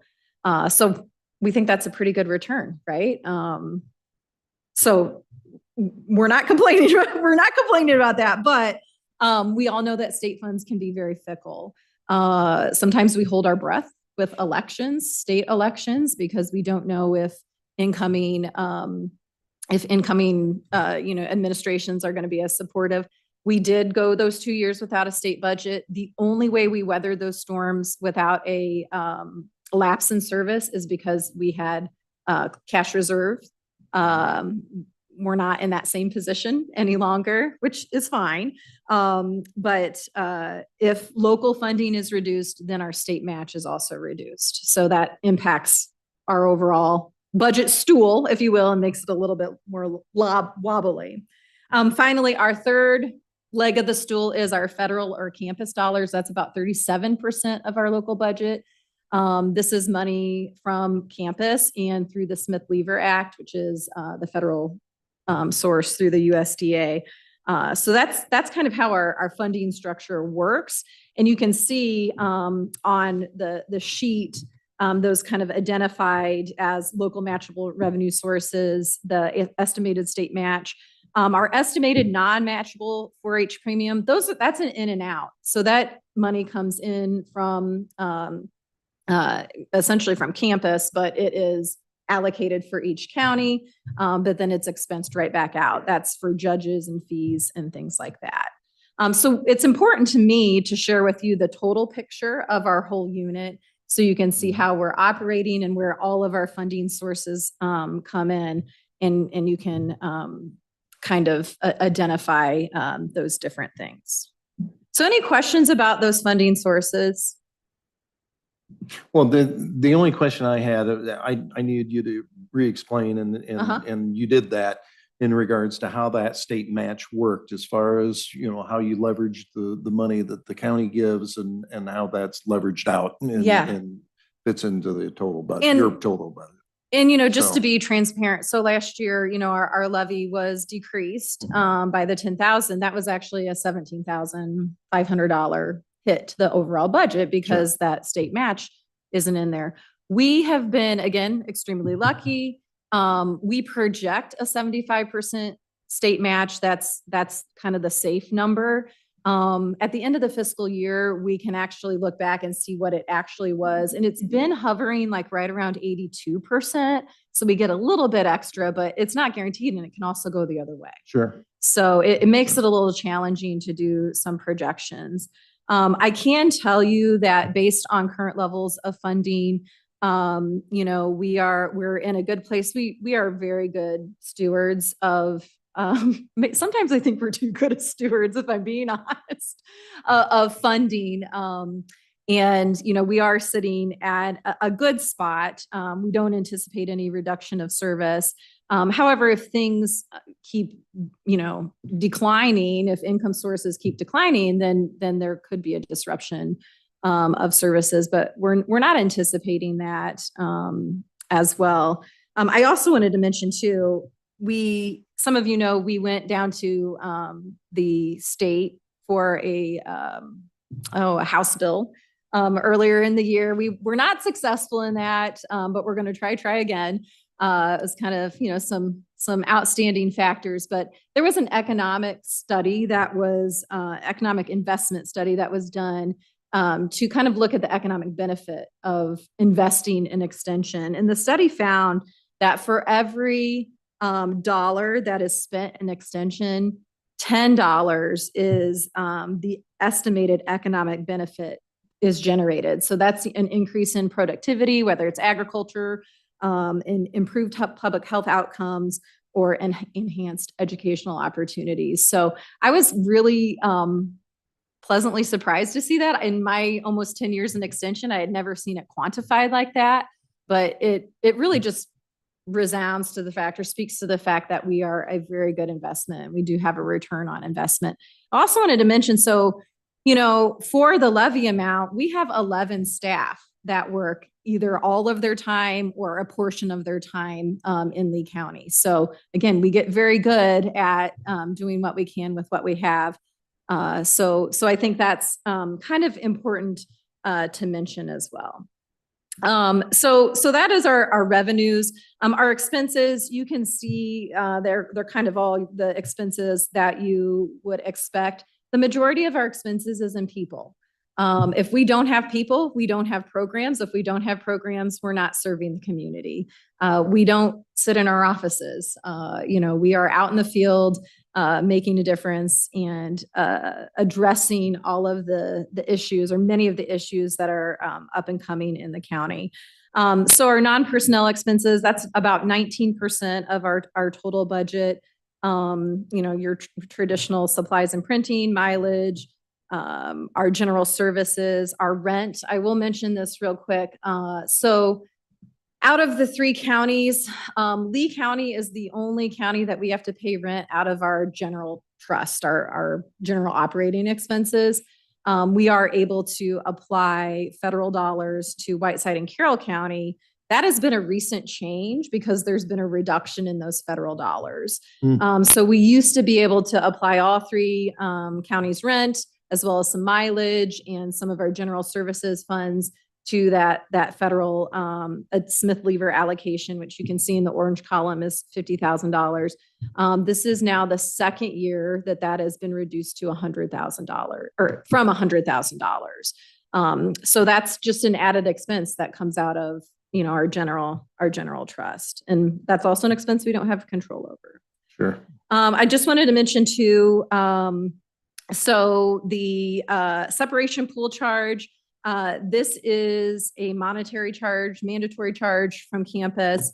This is what we pay our, when someone retires, we pay their unused benefits out of that account. So in terms of personnel, you can kind of see how those are costed out. So we have academic staff.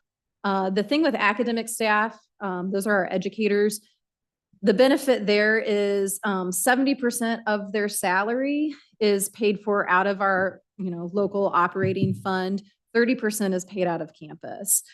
So when you look over and you see in the orange column that they have funds coming in from campus, that's what that is. We have 2 secretaries across the unit, both serve in Lee County. We have a total of 9 program coordinators across the unit, but we do our program coordinators a little bit differently. We assign them to counties. So there's 4 that work here in Lee County. So again, it's overall 11 people work part or all of their time in the county.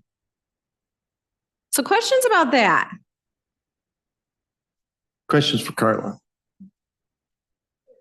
No. Okay.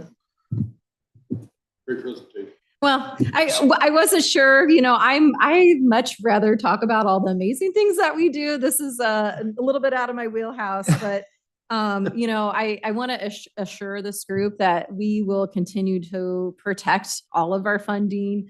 We rein in costs for programs and staffing and all of those things, but we do remain a good investment for the county. And I really have made it my mission to partner with the county boards. So you are our eyes and ears. The full board is our eyes and ears. If there are needs in the county, we are a phone call away to partner with, because that's what we're here to do. We are here to serve the citizens. So. Just my comment, I love your passion for what you do. Thank When you. you come to a county board meeting, I've told Mike that, I just sit here and smile and watch it because I enjoy it. And for those of you who weren't in Galena, Mike was in charge of all I don't know if you're going to address this or not, but all our classes from the University of Illinois and the training we had, and they had amazing training that Mike set up and introduced all the speakers, and it was really good. Again, coming out of this whole program, so Really beneficial. yes. So- extremely. I should give you a chance to talk. Y'all know me, I'm a talker, so you can always give me the sign. But I will say, we are incredibly lucky to have Mike. And I think it demonstrates just another way that we get creative with our positions and how we staff. So clearly there is a need in our local area for economic development. That's Mike's specialty. My budget doesn't allow me to hire just Mike at 100%. So we actually have an agreement with our unit just to the north here, where we purchased some of Mike's time, and he's done an amazing job.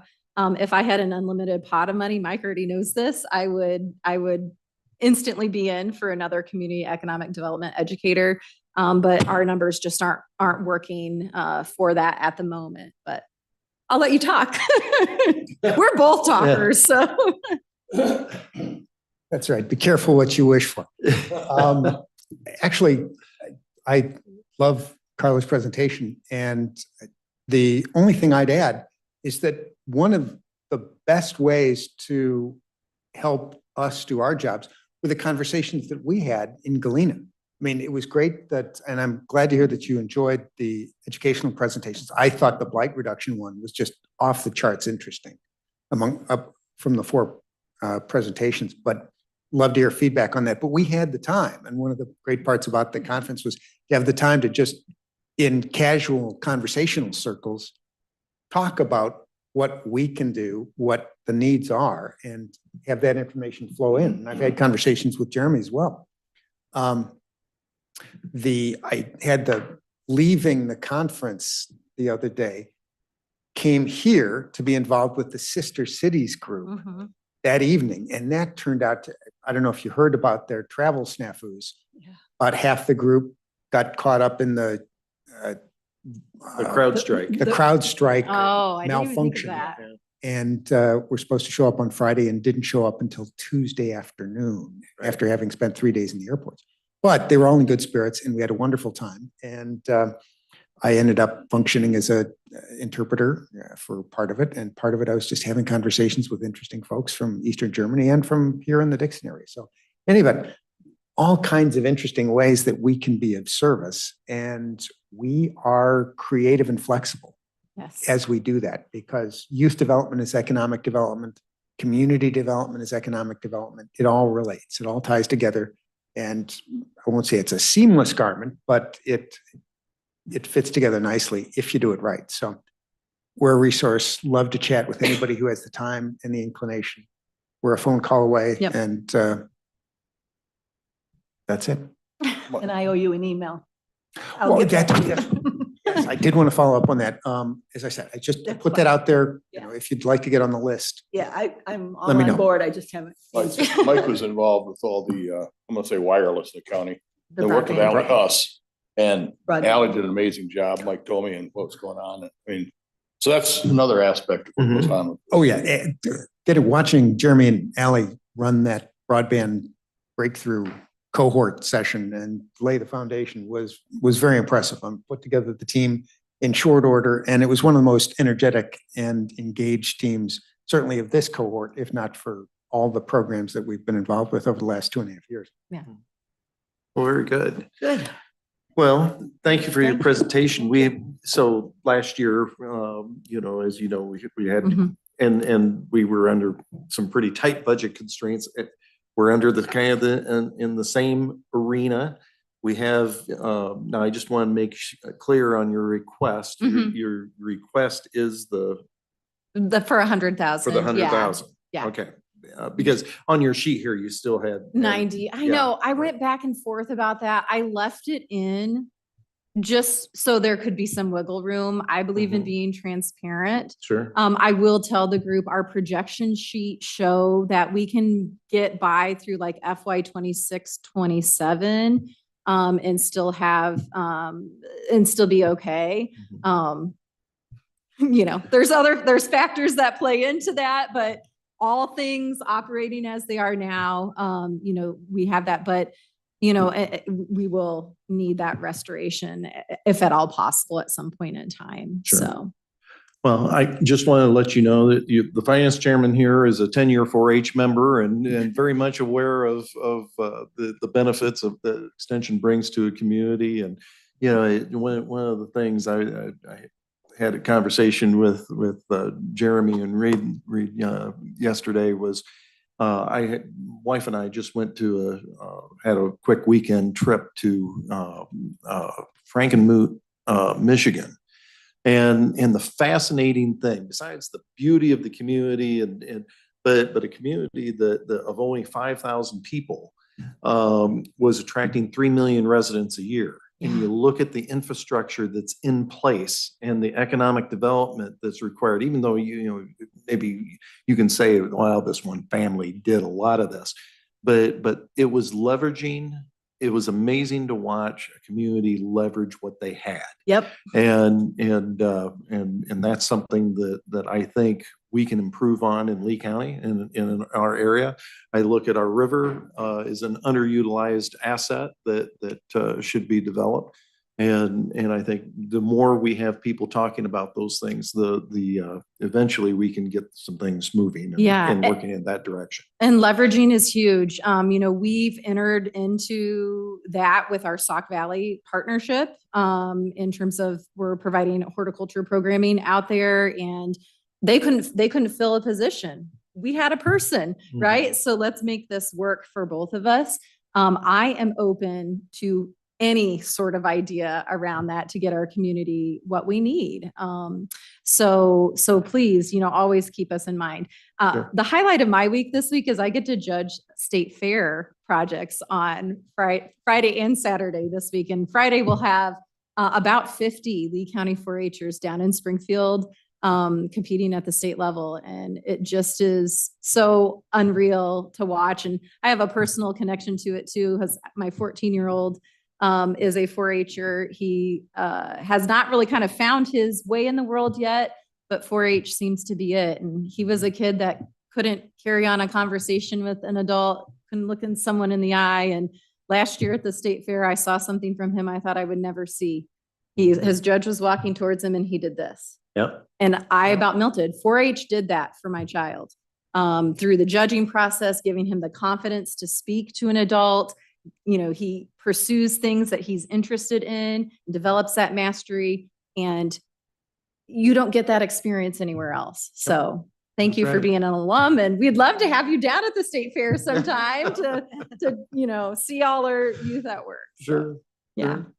Well, as matter of fact, I'm judging a discussion meet for Lee County Farm Bureau this evening. So nice. Yeah. So Wonderful. that a lot of those communication skills, that 4-H begins you on that It does. road. And then it leads And- to yeah, other, you just other build and things. build. So Absolutely. Real it quick, does. one last question, Carol. Yeah. You gave us numbers, and I don't need to memorize them, of how well we did, number of kids involved and so forth.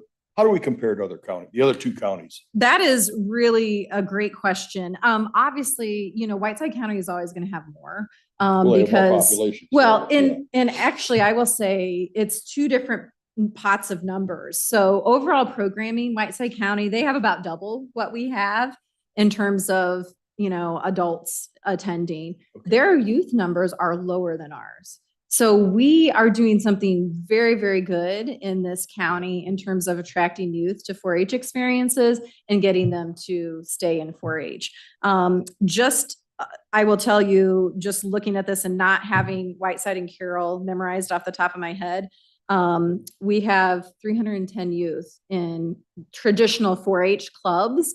That's not our spin clubs. That's not our school-based programs that we do. That is the highest in the unit. Good. So, and I will also just say, just because I think this is really cool, it went, where did it go? When I looked at, I don't see it on here, but when I looked at how many club members we have, because all of those club members can show at the fair, we had 310. There were like 292 4-H exhibitors. So what that tells me is well over 90% of our 4-H club members are taking that mastery step and presenting their projects at the fair. So that was just a neat little data point to see. Thank you. And You're I welcome. I like Jim has been 4-H involved forever, I guess. Yeah. Probably 10 years old. I had my first public speaking and learned something. Yeah. My grandkids are now in there, Yeah. as you know. So Yes. Yeah. thank you for what you guys do. Well, just to leave you with this, we understand you have to make difficult decisions. You also have to be good financial stewards of the county funding. And, we appreciate your partnership. We appreciate your support. And, we look forward to many years of continued partnership. So, Thank you for Thank you, coming in, Carol. and thanks for what you do. Yeah. So, our appreciate it. pleasure. I think you can tell we like it. All right. We'll let you all go then. All right. Thank Thank you. you. Thanks, Charlie. Yep. Bye. Appreciate it.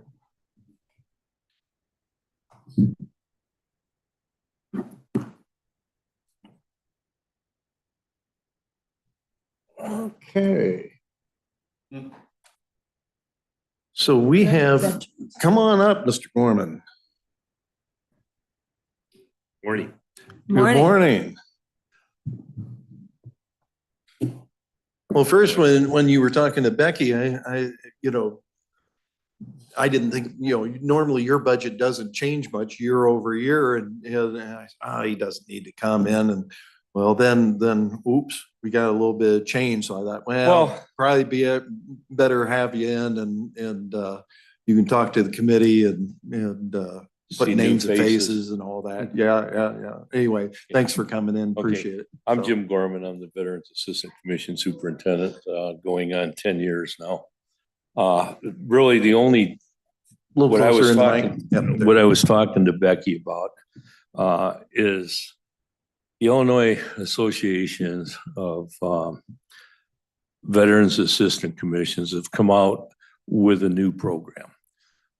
When I got checking into it further, it's something that this commission, supposedly it's nation or county or statewide, they're trying to put the thumb on people and find out exactly what we're doing. So I was misled by saying that the state has mandated that every county has to have a veteran service officer. A veteran service officer being different from me is a person who files claims for veterans for their disabilities and stuff like that. Checking into it further, what we're doing is exactly what the statute says. We are offering services to our low-income veterans as far as utility and rent assistance and some food assistance, plus transportation. That's what the statute basically says.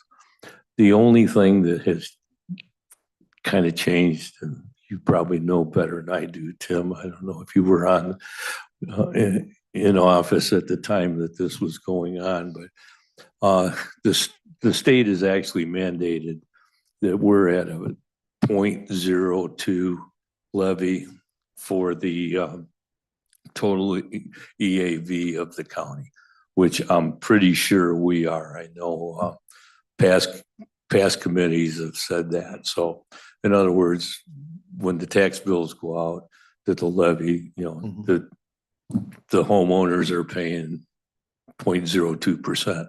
That's where our funding comes from. So in the future, and we've talked about this for a few years, we probably are going to need a veteran service officer in this county, because what's happening, the Illinois Department of Veterans Affairs office over in Sterling has had an individual over there that's not really veteran friendly, even though he's a veteran himself. He turns people away. 3 years ago, I think it was, that Ogle County actually hired a veteran service officer. And when she was hired up there, I talked to the veterans, to the superintendent up there. He said anybody that is a veteran will be able to come up there. Well, what's happened is because of what's happening over in Sterling, she's inundated. She's actually hired a couple of more veteran service officers, but they're getting Carroll, Boone, Whiteside, Lee, and of course Ogle, and even some out of Winnebago. So she's, instead of 40 hours, she's working like 80 hours. And I personally filed a couple of more claims from my service in Vietnam, that I've got health issues, and I filed those in December. And when I met with her to file those, she said, I can't see anybody from Lee County anymore. I'm just, I'm sorry, but so I have other, DeKalb County is willing to see people, LaSalle County, and that. So we are covering our veterans that need to file claims in that. So was that the case of so they hired, the word got out that this is where you go. And so everybody just went Exactly. there. Exactly. Yeah. And when I found out they were hiring somebody, I said, can I send people up there? And they said, Jim, as long as they're veterans, we're going to see them. Mhm. And that's the way I feel about my office. My office says Veterans Assistant Commission, Lee County. It's not my office, it's the veterans office. So Sure. anybody that comes in that's got a question for me, I try to answer it the best I possibly can. If I can't handle it, I network and I get somebody who can do that. Yeah. I get calls from Rock Island County, from Henry County, I've even had phone calls from, I don't know how they get our number, but I've had phone calls from New York and Utah and, can you help me with this? And it's like, no, Lee County only, sorry. Right. So. Well, I'm just looking through now, you don't anticipate hiring anybody. You're going to hold on to where you're at this year. Exactly. But That's it's something we need to be thinking about. Yeah. I have found a veteran that's from Iraqi Freedom who's 100% service connected. He actually come in and wanted to drive for us, and because of his physical abilities, the VA would not pass his physical so he could drive the van and stuff. But he is willing to drive his own vehicle, so that's kind of a way around that he can transport veterans. And in the interview that I had with him, I asked him what he was doing, and he's to the point where he can't do a whole heck of a lot, but an office job would work out perfect, and he's has good verbal communications and that. And obviously he's a veteran, so that's the requirement of the job is you have to be a veteran to do it. Sure. And I asked him, would you ever be willing to work and do something like that? He said, absolutely. So the training is not like a 2-week training. You apply, and then it usually takes almost a year to get certified to be a veteran service officer. So, it's definitely not going to be in the 2025 budget. It's probably going to be somewhere in the future. Yeah. We did have 4 or 5 years ago, I think it was, we had a part-time veteran service officer that worked like 8 hours a week, and he did a good job, but he said he didn't want a full-time job. He only wanted part-time. So he was working in Ogle, he was working here, and then he was working in Whiteside, and then all of a sudden he just disappeared, just walked away. So. Okay. Jim, would that job be required to be full-time? Veteran service officer, yeah. People have asked me why I don't want to do it. I worked for the Goodyear Tire and Rubber Company for 37 years, 6 days a week, 10, 12 hours a day. I'm going to be 78 years old. I don't want to go back to that grind, and it requires a young person. I mean, what I'm doing now, hopefully I'm doing a good enough job that I can stay for a while, but somebody needs to be there at least 40 hours a week. So, because most of them see them by appointments only. So, because, to file a claim for benefits or anything, it's usually a 2 to 3 hour process the first time to get everything in line and everything. And then it goes on from there. Right. Well, I appreciate you coming in and letting us know, that gives us, some time to be thinking ahead and also, I don't think you and I met personally, but I know you by reputation and on how, and plus the finances and you do a phenomenal job for the veterans on a very limited budget, and really appreciate what you do.